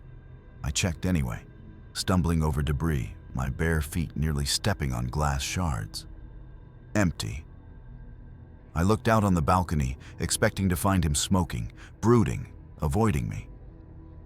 But the balcony was empty too. Just the 2 chairs and the railing and the endless ocean beyond. His shoes were by the door, where he'd kicked them off, his wallet on the nightstand where he'd thrown it. I picked it up, opened it, his credit cards, his driver's license, $300 in cash. Everything was there. Everything except George. I checked my phone. 6:47 in the morning. We'd gone to bed around 2:30. Where would he have gone? To the gym? To breakfast? To continue gambling away money we didn't have? But he would have taken his wallet, his shoes. He wouldn't have just vanished. I got dressed quickly, my hands shaking from the hangover or from fear, I couldn't tell which. I searched the ship for 2 hours. The dining rooms, the casino, the gym, the pool deck. I asked crew members if they'd seen him, described him, tried to keep the panic out of my voice. No one had seen him. No one remembered a man matching his description. By 9 in the morning, I was beginning to understand that something was very wrong. By 10, I was at the security office, filing a missing person report, my voice shaking as I described our fight, the drinking, waking up alone. The security officer's face remained neutral, but I could see the concern in his eyes. That's when the call came through on his radio. Urgent. Something about the lifeboats. He told me to wait, that he'd be right back. But I followed him anyway, my heart hammering, knowing somehow that this was about George. There was a crowd gathering on the starboard side, deck 7. Passengers pointing, gasping, taking photos they'd probably delete later when the reality set in. Security was trying to disperse them, but more people kept arriving, drawn by the commotion. I pushed through the crowd, and that's when I saw it. The lifeboat. It was suspended from the side of the ship in its davits, white fiberglass that gleamed in the morning sun. Except it wasn't all white anymore. There was a dark stain spreading across the upper portion, dripping down the curved surface. Even from a distance, I knew what it was. You can't mistake that particular shade of red. Blood, a lot of it. Too much of it. Security pulled me back, tried to prevent me from seeing, but it was too late. I was already screaming George's name, already understanding what that blood meant. My husband's body had fallen from somewhere high up, had struck the lifeboat on the way down to the water far below. The impact had been hard enough to leave his blood splattered across the white surface. Hard enough to leave evidence of violence that couldn't be explained away. They searched for him for 3 days. Coast Guard, helicopters, other ships in the area. They found nothing. No body, no clothing. Nothing but that blood on the lifeboat, and forensics confirmed what I already knew. It was George's. Type A positive. His DNA. Enough of it that the medical examiner said there was no way he survived whatever had happened. The interrogation started immediately. They separated me from the other passengers, put me in a small room with 2 investigators who asked the same questions over and over. What happened that night? Did we fight? Did I hurt him? Where was I when he went over? I told them the truth. We fought. We said terrible things. Security came. We went to bed. I passed out. When I woke up, he was gone. But even as I said it, I could hear how it sounded. Convenient. The drunk wife who doesn't remember. The fight that everyone heard. The husband who conveniently disappeared while she was unconscious. They tested my hands for blood, checked my clothes, examined every inch of our cabin. They found blood, but only tiny amounts. Drops on the carpet near the balcony door. Smears on the railing outside. Not enough to indicate a struggle. Just enough to indicate that George had been bleeding before he went over. The cabin steward testified that she'd heard the fight, heard glass breaking, heard me screaming that I wished I'd never married him. Other passengers came forward with similar stories. Everyone had heard us destroying each other. And then, just hours later, George was gone, and I claimed to remember nothing. The case officially went cold 6 months after George disappeared. The FBI investigated. Greek authorities investigated. The cruise line conducted their own internal investigation. In the end, they had blood on a lifeboat, a missing man, and a wife who claimed she remembered nothing. Without a body, without witnesses to what actually happened, they couldn't prove murder. They couldn't prove anything. I returned home to Connecticut alone, to a house we'd barely moved into, still full of unpacked wedding gifts. People whispered when I walked past. The media had a field day with it. Beautiful young bride. Violent fight overheard by dozens of witnesses. Husband vanishes. Blood everywhere. I became the villain in a story I didn't fully understand myself. Some people thought I'd killed him in a drunken rage, pushed him off the balcony after our fight, then passed out and genuinely didn't remember. The prosecution considered charging me, but their case was too weak. My hands had no defensive wounds, no scratches, no bruises. The blood evidence didn't support a physical struggle, and most damning to their theory, I'd been blind drunk. Multiple witnesses, including security, confirmed I could barely stand. How does someone that intoxicated overpower a man who was 6'2" and 200 pounds, then dispose of his body without leaving more evidence? Others thought George had killed himself, jumped from the balcony in a moment of despair over our failing marriage, over the debt, over the realization that he'd made a terrible mistake. The gambling losses, the fighting, the shame. Maybe it all became too much. But that didn't explain the blood pattern on the lifeboat. Forensic experts said the distribution suggested impact, not a clean jump. Something violent had happened to George before or during his fall. Then there were the conspiracy theories. Other passengers had killed him. Someone he'd gotten into an argument with at the casino. Someone who'd followed him back to our cabin and pushed him off the balcony while I slept. But the security footage showed no one entering our cabin after George returned. The door never opened until I left searching for him the next morning. I spent years trying to remember that night. I went to hypnotherapists, tried recovered memory techniques, anything that might unlock what happened in those lost hours. But there was nothing, just fragments. The feel of the bed shifting when George sat down, the sound of his shoes dropping, his wallet hitting the nightstand. And then darkness until I woke up alone. The worst part wasn't the accusations or the investigations. It was not knowing. Did my husband kill himself because of me? Did someone murder him? Did I do something in a blackout that I couldn't remember? The uncertainty became its own kind of torture. I tried to move on, tried to rebuild a life. But everywhere I went, I was George Smith's widow, the woman from the cruise ship. I changed my name back to my maiden name, moved to a different state, started seeing a therapist who specialized in trauma. But you can't escape a mystery that lives inside you. The cruise ship continued operating, sailing that same Mediterranean route.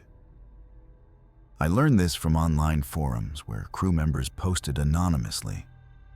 They talked about Cabin 503, the room where George and I had stayed. Said it was cursed now. Said strange things happened there. Passengers reported hearing arguments in the middle of the night, even when the cabin was empty. The sound of glass breaking, shouting, always a man and a woman fighting, the words too muffled to understand, but the rage coming through clearly. Then silence. Then, sometimes, the sound of something heavy hitting water far below. The crew said it was worse. They talked about going near Cabin 503 during the late-night shifts and feeling cold, even though the Mediterranean air was warm. About seeing shadows moving behind the curtains when the cabin was vacant. About the balcony door that would open by itself no matter how many times they locked it.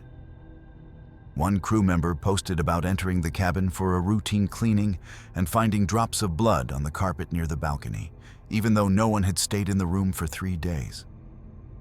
She'd cleaned them up, tested them out of curiosity using a home DNA kit she'd brought from the States. The blood was type A positive, George's blood type. But that was impossible.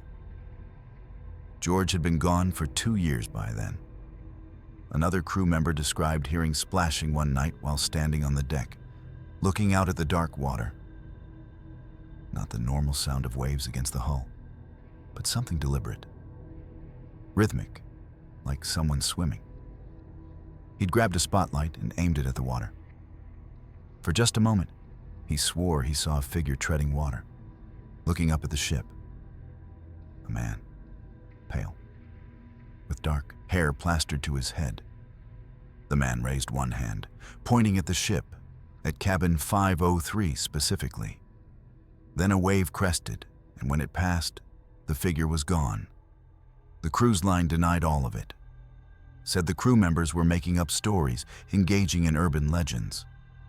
But they did quietly stop selling Cabin 503 to honeymooners. Started assigning it only to solo travelers or business people, anyone who seemed less likely to be disturbed by the history. And during route planning, they began avoiding the exact coordinates where George disappeared whenever possible, adding an extra hour to the journey to pass through different waters. But some nights, when the scheduling didn't allow for the detour, when the ship had to pass through that specific stretch of Mediterranean Sea. The crew knew. They felt it. The air would get heavy. The water would get still in an unnatural way. And without fail, passengers would report strange occurrences. Arguments heard from empty cabins, shadow figures on balconies, the sound of something hitting a lifeboat in the dead of night, even though nothing was there when they checked. I heard about all of this from those online forums, reading late at night in my apartment 3,000 miles away, trying to understand what happened to my husband. And the more I read, the more I began to suspect something I couldn't voice to anyone. Something that sounded insane but kept growing louder in my mind. What if George didn't die that night? What if something took him? What if the Mediterranean, ancient and dark and full of things we don't understand, claimed him for reasons that have nothing to do with our fight or my drinking or anyone's intentions? What if he's still out there in some way, trapped in that moment between the balcony and the water, replaying our final hours together over and over, unable to move forward, unable to rest? Because here's what haunts me more than the accusations or the guilt or the mystery. 3 years after George disappeared, I was contacted by a passenger who'd been on a Mediterranean cruise. She'd stayed in cabin 503, and she sent me a photo she'd taken from the balcony at sunrise, a beautiful shot of the ocean. But when I zoomed in on the water, I saw something in the waves. A face. George's face, looking up at the camera with an expression of absolute terror. And beneath the photo she'd written, "I thought you should know. I think he's still there. I think he's been there the whole time, and he's trying to tell us something." I never responded to her message, never acknowledged what I saw in that photo. Because if George is still there, still trapped somehow in that water, still experiencing whatever horror took him from our cabin that night, then the real nightmare isn't that he died. It's that he didn't. It's that he's been drowning in that same moment for years. And every time the ship passes through, every time passengers hear the shouting and the glass breaking and the splash, they're hearing him die again and again and again, forever caught in the worst moment of our lives, unable to escape, unable to be found, just endlessly falling through darkness toward water that never lets him sink and never lets him surface, only holds him suspended in his final scream for all eternity. My name is Annette Mizner, and I want you to understand that diabetes is something I'd managed for 23 years. I knew my body. I knew the warning signs. I checked my blood sugar religiously, carried glucose tablets everywhere, wore a medical alert bracelet. My husband Ron worried constantly, but I'd learned to live with the condition. It didn't define me. It was just something I dealt with, like needing glasses or having allergies. The Alaskan cruise was Ron's idea, our 30th wedding anniversary. He'd saved up for 2 years to afford it, planned every detail, wanted it to be perfect. I'd been hesitant at first. What if something happened? What if my sugar dropped and we were far from help? But Ron had researched everything. The ship had a full medical center. We'd packed extra supplies. We'd informed the cruise line about my condition. Everything would be fine. And for the first 3 days, it was. We saw glaciers that took my breath away, watched whales breach in water so blue it looked artificial, ate too much food, though I was careful about carbs. Ron held my hand constantly, pointed out eagles soaring overhead, told me over and over how happy he was that we'd done this. I fell in love with him all over again. This man who'd stood by me through every insulin reaction, every hospital visit, every moment of fear. On the 4th day, something changed. I woke up feeling off. Not dramatically wrong, just slightly out of sync. My blood sugar reading was a bit low, but not dangerous. 72. I ate breakfast, took my medication, went about the day as normal. But by afternoon, the dizziness started. We were at lunch when I noticed my hands shaking. Ron saw it too, immediately went into caretaker mode. He got me orange juice, made me drink it slowly. Asked if I needed to go back to the cabin. I said yes. The dining room suddenly felt too crowded, too loud, the ceiling pressing down on me. Ron helped me walk back, his arm around my waist, taking most of my weight. I remember the corridors seeming longer than they should be, the walls tilting slightly. Other passengers stared, concerned. But Ron just smiled and said I was fine, just needed to rest. He was good at that, protecting my dignity, making my medical emergencies seem less frightening than they were. Our cabin was on deck 6, a small interior room with no windows, but comfortable enough. Ron helped me onto the bed, took off my shoes. He checked my blood sugar again, 58, too low, dropping fast. I needed my emergency glucagon kit, but we'd left it with the ship's medical center for safekeeping. Stupid. We should have kept it with us. I'm going to get it, Ron said, his voice steady but his eyes worried. The medical center is just 2 decks up. I'll be back in 10 minutes, 15 at most. Can you wait that long? I nodded, though speaking felt difficult. My thoughts were getting fuzzy around the edges, that familiar sensation of my brain struggling without enough glucose. Ron kissed my forehead, told me to stay still, told me he loved me. Then he left, closing the cabin door behind him. I lay there staring at the ceiling, trying to stay conscious. I knew the danger. When blood sugar drops too low, you can have seizures, go into a coma, die if it's not corrected quickly enough. But Ron would be back soon. I just had to hold on. That's when I heard the voice, soft, coming from somewhere near the bathroom. A woman's voice, gentle and soothing. "You're very sick, Annette." I tried to turn my head to see who was there, but my body wouldn't respond properly. "Who?" I managed to whisper. "Someone who can help. Someone who knows what you need." A figure moved into my field of vision. A woman, maybe 50, with kind eyes and a nurse's uniform. I didn't recognize her from the medical staff. But maybe Ron had sent her. Maybe she'd come to help while he got the medication. She sat on the edge of my bed, and her hand was cold when she touched my forehead. So cold it should have alarmed me. But my thoughts were too scattered to process it. "Come with me," she said. "I have what you need. Just stand up and follow me." I shouldn't have been able to stand. My blood sugar was too low. But somehow, I found myself getting up, my legs moving without conscious command. The woman took my hand, and we walked toward the cabin door.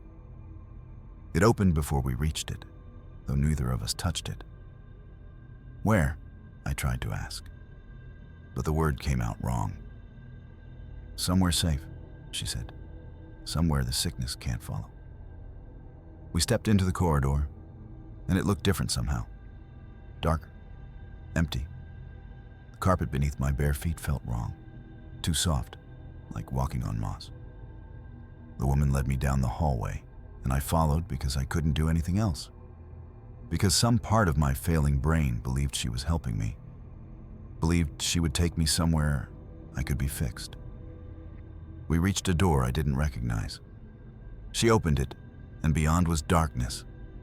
Complete darkness. Not the absence of light, but something deeper. Something that felt old and vast and hungry. "Just through here," she said, her voice still kind but somehow more distant now. "You won't hurt anymore once we're through." I stepped toward the darkness, and that's when I heard Ron's voice, far away, calling my name. He was back. He'd returned with the medication, but his voice was getting fainter, as if I was moving away from it at impossible speed. The woman's hand tightened on mine, pulling me forward. "He can't help you anymore, Annette. But I can. We can. Come with us. And the sickness ends. The fear ends. Everything ends." I wanted to turn back, wanted to call out to Ron, but my voice was gone and my feet kept moving forward into that impossible darkness. And the last thing I remember clearly was thinking that this wasn't what dying from low blood sugar was supposed to feel like, and wondering where exactly I was going, and whether Ron would ever understand what happened in those 10 minutes he was gone. Ron returned to the cabin 11 minutes after he left. He timed it, watched the clock at the medical center obsessively while the nurse prepared the glucagon injection kit. 11 minutes. Not even the full 15 he'd estimated. He'd practically run back, his heart pounding, terrified of what he might find. He used his key card on the door. It clicked open. The cabin was empty. For a moment, he just stood there confused. Maybe I'd gone to the bathroom. Maybe I was feeling better and had stepped out for air. But then he saw my shoes, still on the floor where he'd placed them, my purse on the nightstand, my medical alert bracelet on the dresser, which I never, ever removed, and the glucometer showing my last reading. 58, dangerously low. Ron checked the bathroom. Empty. He checked the closet, though it made no sense. He looked under the bed. He opened the balcony door. We had a small balcony in this cabin, but it was empty, and the railing was chest height. In my weakened state, I couldn't have climbed over it. I could barely stand. He ran to the corridor, looked both directions. A crew member was passing by, and Ron grabbed his arm, his voice frantic. Had he seen a woman? Middle-aged, disoriented, possibly in medical distress? The crew member shook his head, immediately radioed security. Within minutes, the ship's security team arrived. They searched the cabin thoroughly, checked the bathroom again, the closet, even the air vents. I wasn't there. The balcony was examined. No signs of a struggle, no evidence anyone had gone over the railing. And besides, Ron had locked the cabin door from the outside when he left. I couldn't have gotten out even if I'd been capable of walking. They pulled the security footage. The medical center had cameras showing Ron arriving at 9:42, speaking urgently to the nurse, waiting while she prepared the medication. He was on camera the entire time until he left at 9:53. 11 minutes, exactly as he'd said. The corridor outside our cabin had cameras too. They showed Ron leaving at 9:42, the door closing and locking behind him. For the next 11 minutes, no one approached the cabin. No one entered. The door never opened. At 9:53, Ron returned, unlocked the door, and went inside. During those 11 minutes, I had somehow vanished from a locked room. The investigators questioned Ron extensively. They checked his story from every angle, looking for inconsistencies, for any indication he was lying. But the timeline was airtight. The cameras didn't lie. He'd been at the medical center. The door had been locked. No one had entered or left. They expanded their search to the entire ship, checked every public area, every crew space, every storage room. They interviewed passengers. Had anyone seen a disoriented woman? Middle-aged, wearing pajamas, barefoot? No one had. The ship's doctor explained to security that with a blood sugar of 58 and dropping, I would have been confused, weak, possibly unable to walk more than a few steps. I certainly couldn't have gotten far on my own. But the most damning evidence came when they checked the door lock's electronic log. Modern cruise ship cabins track every time a keycard is used. The log showed Ron locking the door from the outside at 9:42. The next entry was Ron unlocking it at 9:53. Between those two times, the door had not been opened. Not from the inside, not from the outside, not by anyone. It was impossible. People don't vanish from locked rooms. They don't disappear while their husband is on camera in another part of the ship. But I was gone, and no amount of searching changed that fact. The Coast Guard was notified. They searched the waters around the ship, though the timeline made no sense for me going overboard. Even if I'd somehow gotten out of the locked cabin unseen, made it to the deck and fallen over, I would have been too weak to walk that far. And the medical team confirmed what Ron already knew with sickening certainty. With my blood sugar that low and no treatment, I had maybe 30 minutes before I'd lose consciousness completely. If I'd gone into the water, hypothermic and hypoglycemic, I'd have been dead within minutes. They found nothing. No body, no clothing, no sign I'd ever left the cabin. Just Ron's glucagon kit, sitting unused on the medical center counter, in a cabin that should have contained a sick woman, but held only her shoes and her medical alert bracelet and the ghost of her last blood sugar reading, glowing on a small screen. The discovery came from an insurance investigator named Patricia Chen. She'd been hired by the cruise line's insurance company to look into my disappearance, to assess liability, to determine if they needed to pay out Ron's claim. She was thorough, methodical, the kind of person who actually read fine print and cross-referenced databases. And what she found made her go pale. She started by searching for similar incidents, passengers with medical conditions who disappeared from cruise ships. She expected to find maybe 2 or 3 cases over the years. Random, tragic, but explainable. What she found instead was a pattern so clear it should have been caught years ago. 17 cases in the past decade. All diabetic passengers. All disappeared during medical episodes when their blood sugar was critically low. All vanished from locked cabins while loved ones or medical staff stepped away briefly. The shortest absence was 7 minutes. The longest was 20, all within that narrow window when the person was most vulnerable, most confused, most unable to resist or call for help. Patricia compiled the data and presented it to the cruise line's legal team. They tried to bury it, told her the cases were unrelated, spread across different cruise lines and different oceans. But Patricia had already made copies, already reached out to the families of the disappeared.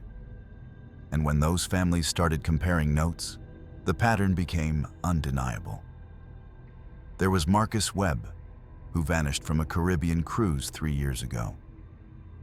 His wife had stepped out to get juice from the buffet. 8 minutes. The cabin was locked. Marcus was gone, his insulin pump still on the nightstand, showing a blood sugar of 49. Sarah Chen disappeared from an Alaskan cruise 5 years ago. Her daughter had gone to find a nurse. 12 minutes. Locked cabin, blood sugar 42, never found. The list went on. 17 names. 17 locked room disappearances. 17 diabetic passengers whose blood sugar had dropped to dangerous levels right before they vanished. The locations varied. Caribbean, Alaska, Mediterranean, Baltic. But the circumstances were always identical. A medical emergency, a loved one stepping away briefly, a locked door, and then nothing. Patricia found something else that made the hair on the back of her neck stand up. In 14 of the 17 cases, other passengers or crew members reported seeing a woman in a nurse's uniform near the cabin shortly before the disappearance.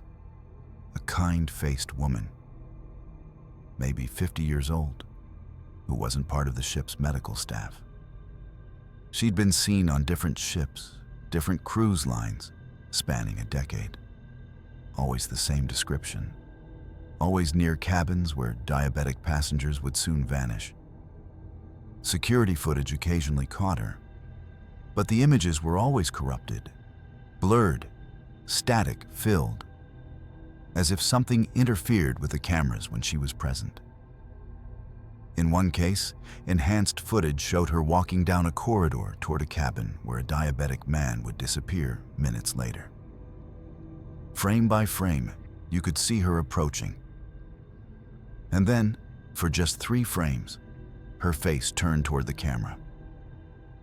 The investigators who reviewed that footage refused to describe what they saw. 2 of them quit shortly after. The footage was classified and buried. Ron started receiving emails from other families. They formed a support group, these people who'd lost diabetic loved ones to impossible disappearances. They shared theories. Some thought it was a serial killer who specialized in vulnerable passengers, someone who worked cruise ships or had access to them. Others believed it was something else, something that defied rational explanation. One widow sent Ron a journal entry her husband had written the day before he disappeared. He described feeling watched, sensing a presence in their cabin when his wife was out. He wrote about seeing a woman in white standing in the corner of their room, just watching him. And when he asked who she was, she smiled and said, "I'm here to help when you need me most." He dismissed it as a hallucination from low blood sugar. The next day, he was gone. Patricia's investigation was shut down by the cruise line after 3 weeks. She was paid off, forced to sign an NDA, and threatened with legal action if she continued. But before she disappeared into silence, she sent Ron one final email. It contained a list of ships and dates, times when multiple diabetic passengers were booked on the same cruise. "Watch out for your friends in the support group," she wrote, "especially the ones planning memorial cruises. 3 families have already done that, wanting to retrace their loved one's final voyage. None of them came back. The last family, all 4 of them were diabetic. They disappeared from 4 different locked cabins on the same night, all within a 15-minute window. Whatever this is, it's getting bolder. It's getting hungry. And it knows when vulnerable people are coming." Ron deleted the email immediately, terrified. But he couldn't forget what Patricia had said. And late at night, in the apartment that still smelled like my perfume, he started wondering. When diabetics have low blood sugar, they become suggestible, confused. They follow instructions from authority figures, from people who seem like they're helping. They trust nurses. They trust kind voices. They're desperate for help. What if something had learned this? What if something ancient had discovered that cruise ships carried these perfect victims, people who become compliant and weak and unable to resist at predictable intervals? What if it had been feeding for decades, taking one here, one there, always during that narrow window when blood sugar crashes and loved ones step away? And doors are locked and victims are too confused to understand they're being led somewhere they can never return from? Ron started having nightmares after that. Dreams where he'd return to our cabin 11 minutes late, find the door open, and see me standing on the balcony with that woman in the nurse's uniform. Both of them looking at him. Both of them smiling. And the woman saying, "You were gone too long. She's ours now. But don't worry. Next time you feel your sugar dropping, next time you're vulnerable and alone, we'll come for you too. We always come back for family." He woke up checking his blood sugar obsessively, even though he wasn't diabetic. Installed cameras in every room of his apartment. Started sleeping with the lights on. Because somewhere on a cruise ship right now, someone's blood sugar is dropping. Someone's spouse is stepping out to get help. A door is locking.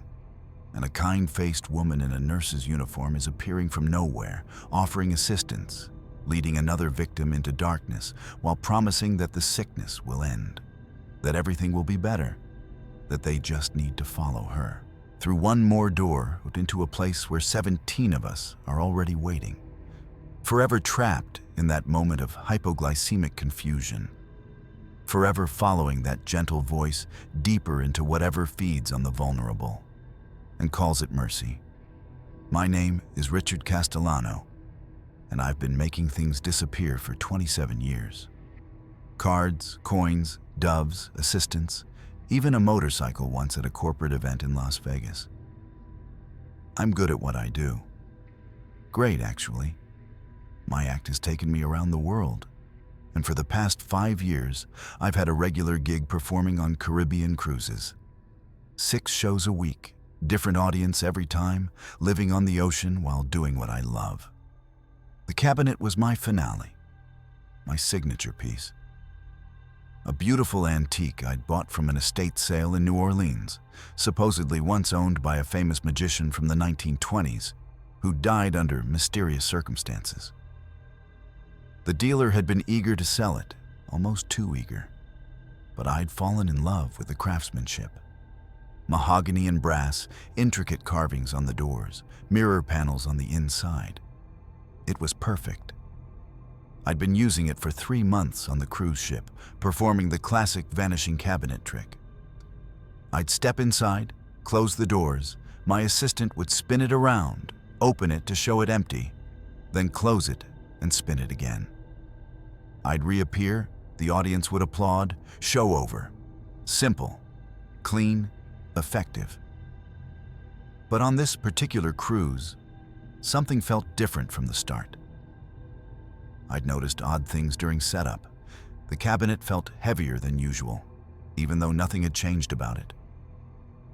The mirror panels inside seemed darker, reflecting my image, but somehow making it look wrong. Slightly off. My assistant Maria mentioned it too. Said looking into the cabinet made her uncomfortable, made her feel like someone was watching from inside, even when it was empty. I told her she was being superstitious. We were performers. We worked with props. There was nothing supernatural about polished wood and mirrors. The final night of the cruise arrived, and I wanted to do something special. The audience had been great all week, and I'd gotten to know some of them. There was an older couple celebrating their anniversary, a family with teenagers who'd watched every show, a group of college kids who'd tried to figure out my tricks. I wanted to give them something they'd remember. During the afternoon, I had an idea. What if, for the finale, I made the vanishing take longer, built up the suspense, had the audience participate by counting down, made them feel like they were part of the magic? I ran it by Maria, and she seemed hesitant. Said something about not messing with the cabinet, but I overruled her. It was my act, my decision.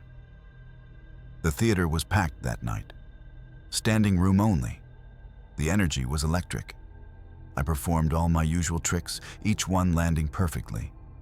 Cards appeared and disappeared. Scarves changed colors. I made Maria float in the air while the audience gasped. Everything was building toward the cabinet. When I wheeled it out onto the stage, the mood shifted. Maybe it was my imagination, but the room seemed to get colder. The cabinet sat there under the spotlight, and for a moment I could swear I heard something inside it. A whisper. But the audience was making noise, anticipating the finale, so I pushed the thought aside. "Ladies and gentlemen," I said, my voice carrying through the theater, "for my final illusion tonight, I'm going to attempt something I've never done before. I'm going to vanish completely, not just from this cabinet, but from this stage, and I need your help." The audience leaned forward. This was what they'd been waiting for. When I step inside and close the doors, I want everyone to count down from 10, slowly, loudly, and when you reach 0, I'll be gone, vanished into thin air. Are you ready? They cheered. Maria opened the cabinet doors, showing the empty interior, the mirror panels reflecting the stage lights.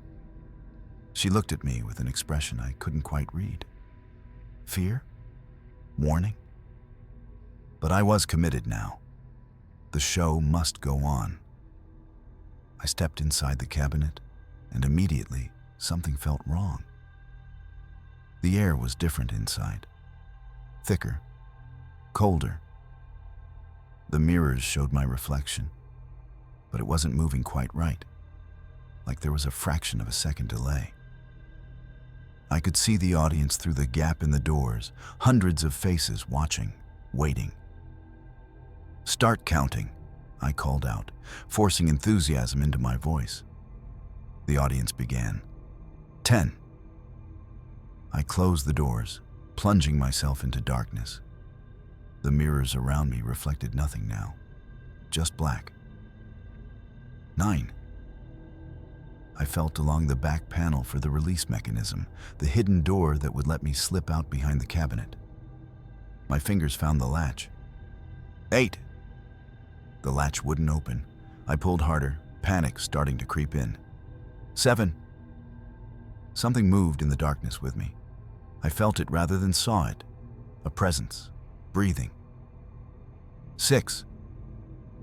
This isn't part of the trick, I whispered to myself, yanking frantically at the latch.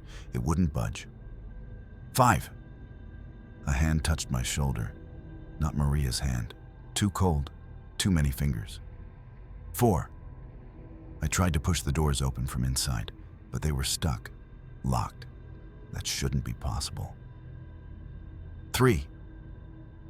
A voice spoke in my ear, ancient and amused. "You invited me out. Now I invite you in." 2, I screamed, but the sound didn't escape the cabinet. The mirrors were showing things now, images I couldn't process.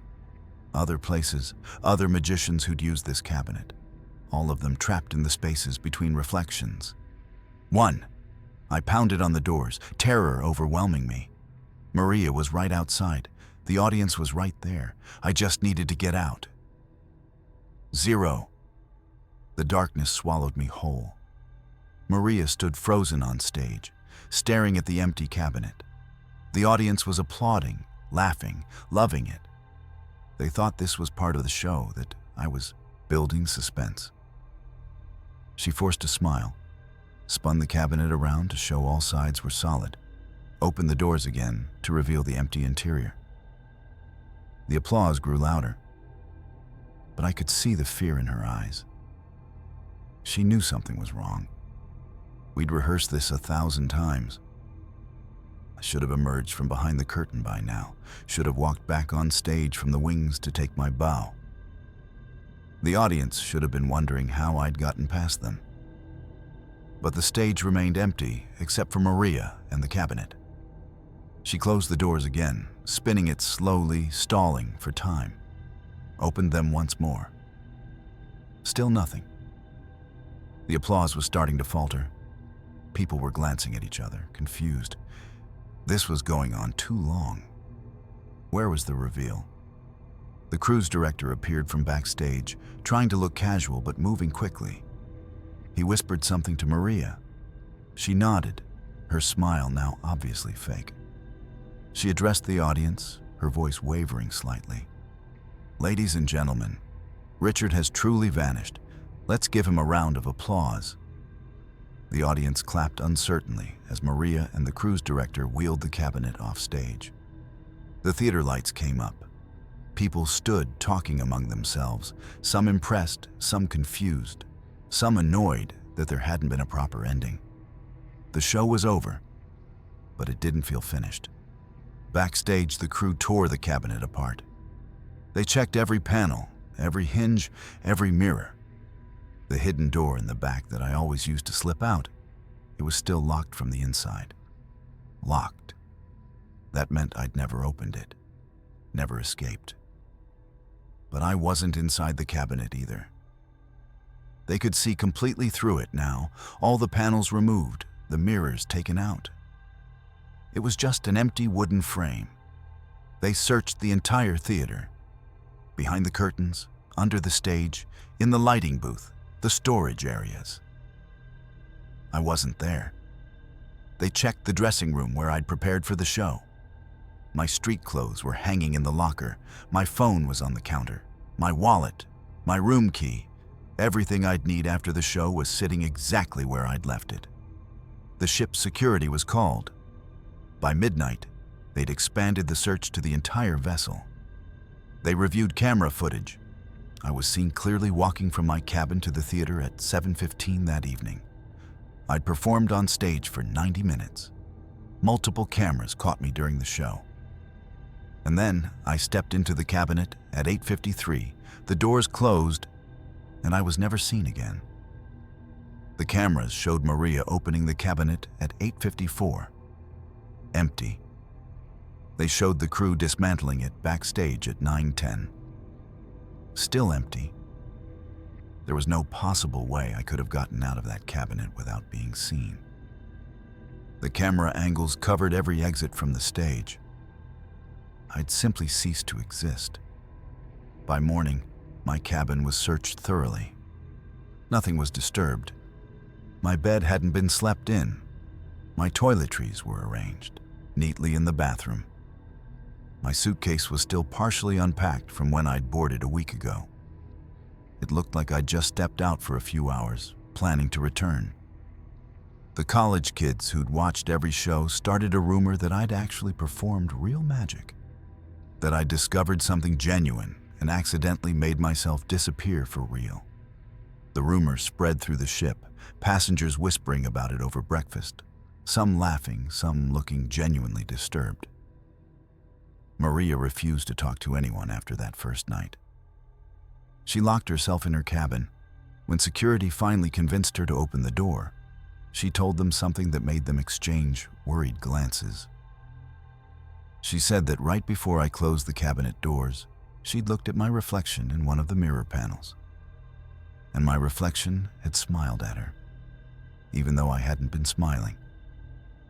My reflection had mouthed 2 words: "Help me."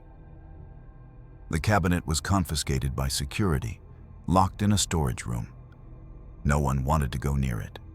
Crew members who'd helped dismantle it reported having nightmares, seeing faces in mirrors, hearing whispers in empty rooms.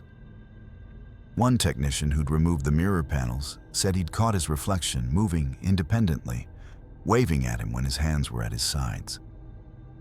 The cruise line wanted to throw the cabinet overboard, dump it in the ocean, and be done with it. But there were legal concerns. It was evidence. I was a missing person, possibly dead, possibly the victim of some elaborate hoax. They couldn't destroy evidence, so they kept it locked away, and the ship continued its route, picking up new passengers, hosting new entertainment. But everyone who worked on that ship knew about the magician who'd vanished, about the cabinet that sat in storage, and the sounds that sometimes came from that locked room late at night. Knocking, muffled shouting, the distinct sound of someone pounding on wood from the inside. The search became obsessive. The captain ordered every single space on the ship examined. They brought in specialized teams when we docked in Miami, dogs trained to find human remains, thermal imaging cameras, sonar equipment to check the water tanks.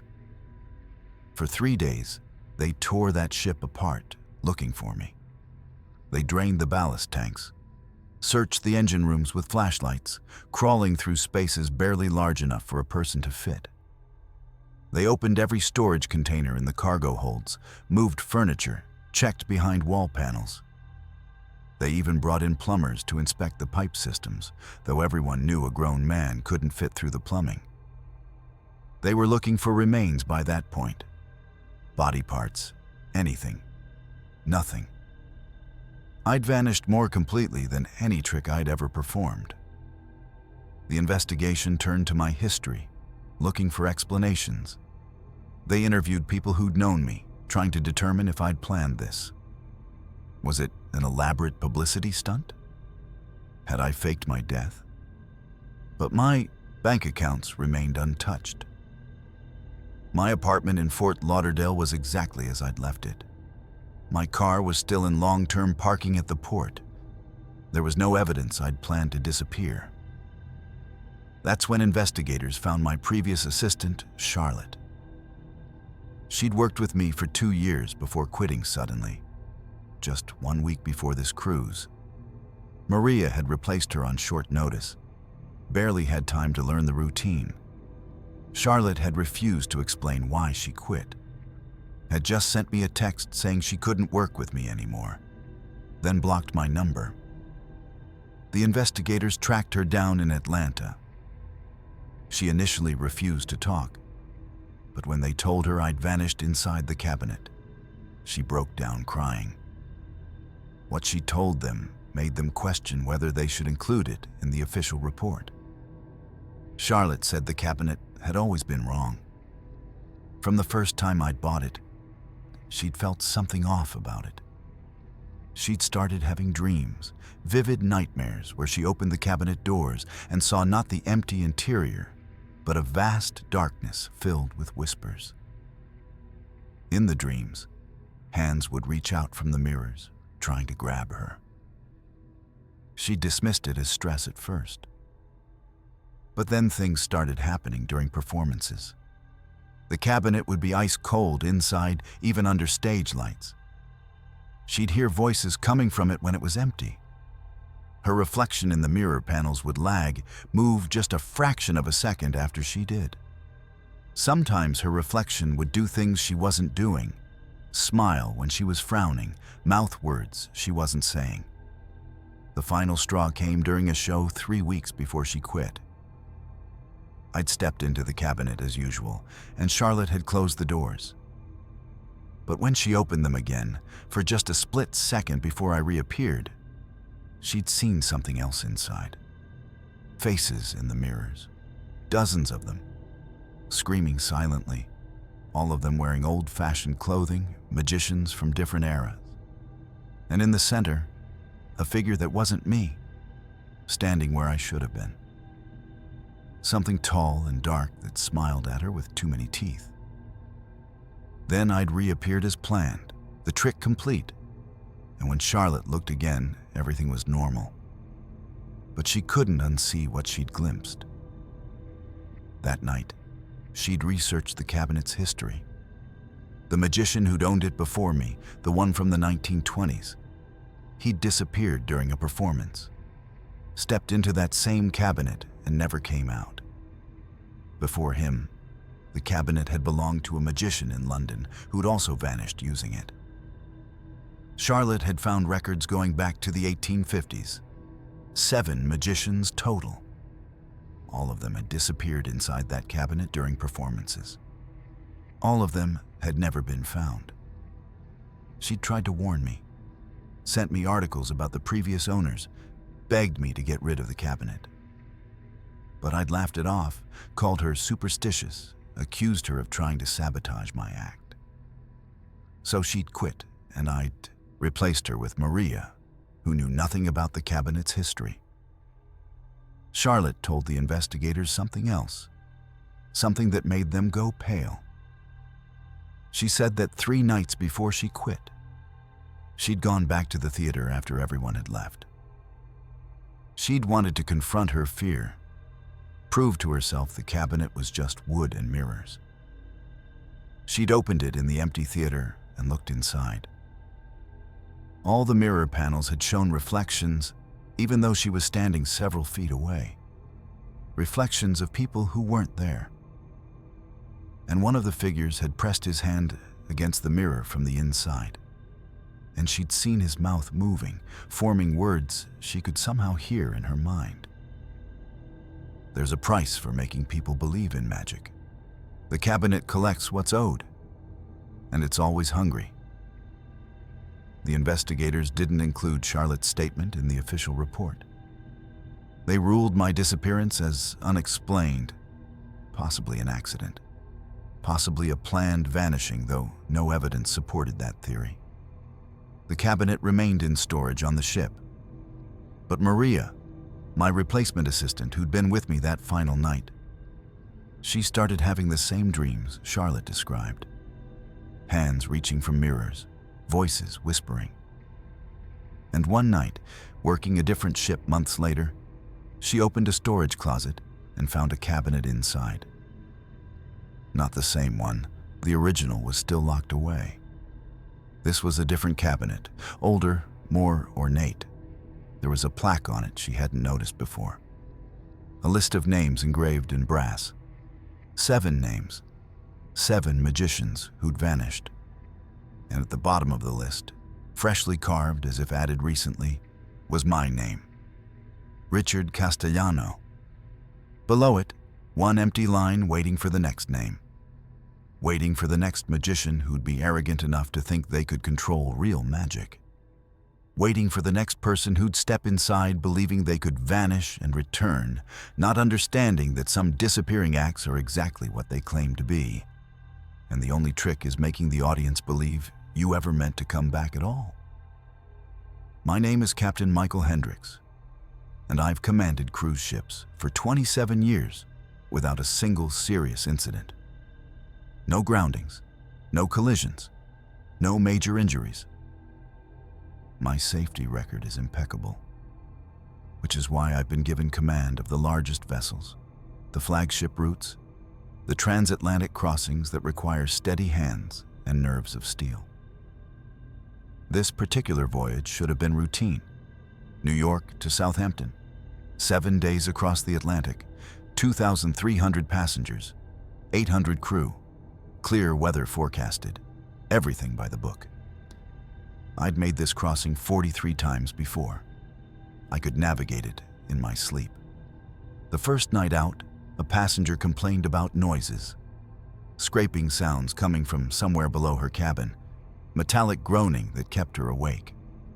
I assured her it was normal. Ships make noise, the hull flexes, pipes expand and contract. Engines vibrate through the structure. Nothing to worry about. The second night, a crew member didn't show up for his shift. Julio, one of our maintenance workers. His roommate said he'd gone to check something in the lower decks around midnight and never returned. We searched for a few hours, assumed he'd gotten drunk and passed out somewhere. It happened sometimes. We'd find him eventually. The third night, 2 more crew members went missing, both from the night shift. Both had been working in areas near the hull. I started to feel uneasy then, though I didn't show it. I increased security patrols, told the crew to work in pairs. But I kept reassuring passengers that everything was fine. Just some personnel issues. Nothing that affected the safety or comfort of their voyage. By the 4th night, passengers were scared. They'd heard rumors from crew members, whispered stories about the missing workers, about shadows moving in restricted areas, about sounds that didn't match anything mechanical. A group of passengers came to me during dinner, demanding to know what was happening. I stood before them in my dress uniform, every bit the confident captain they needed me to be. I smiled. I explained that ships are complex environments, that sounds travel in unexpected ways, that crew members sometimes quit mid-voyage for personal reasons.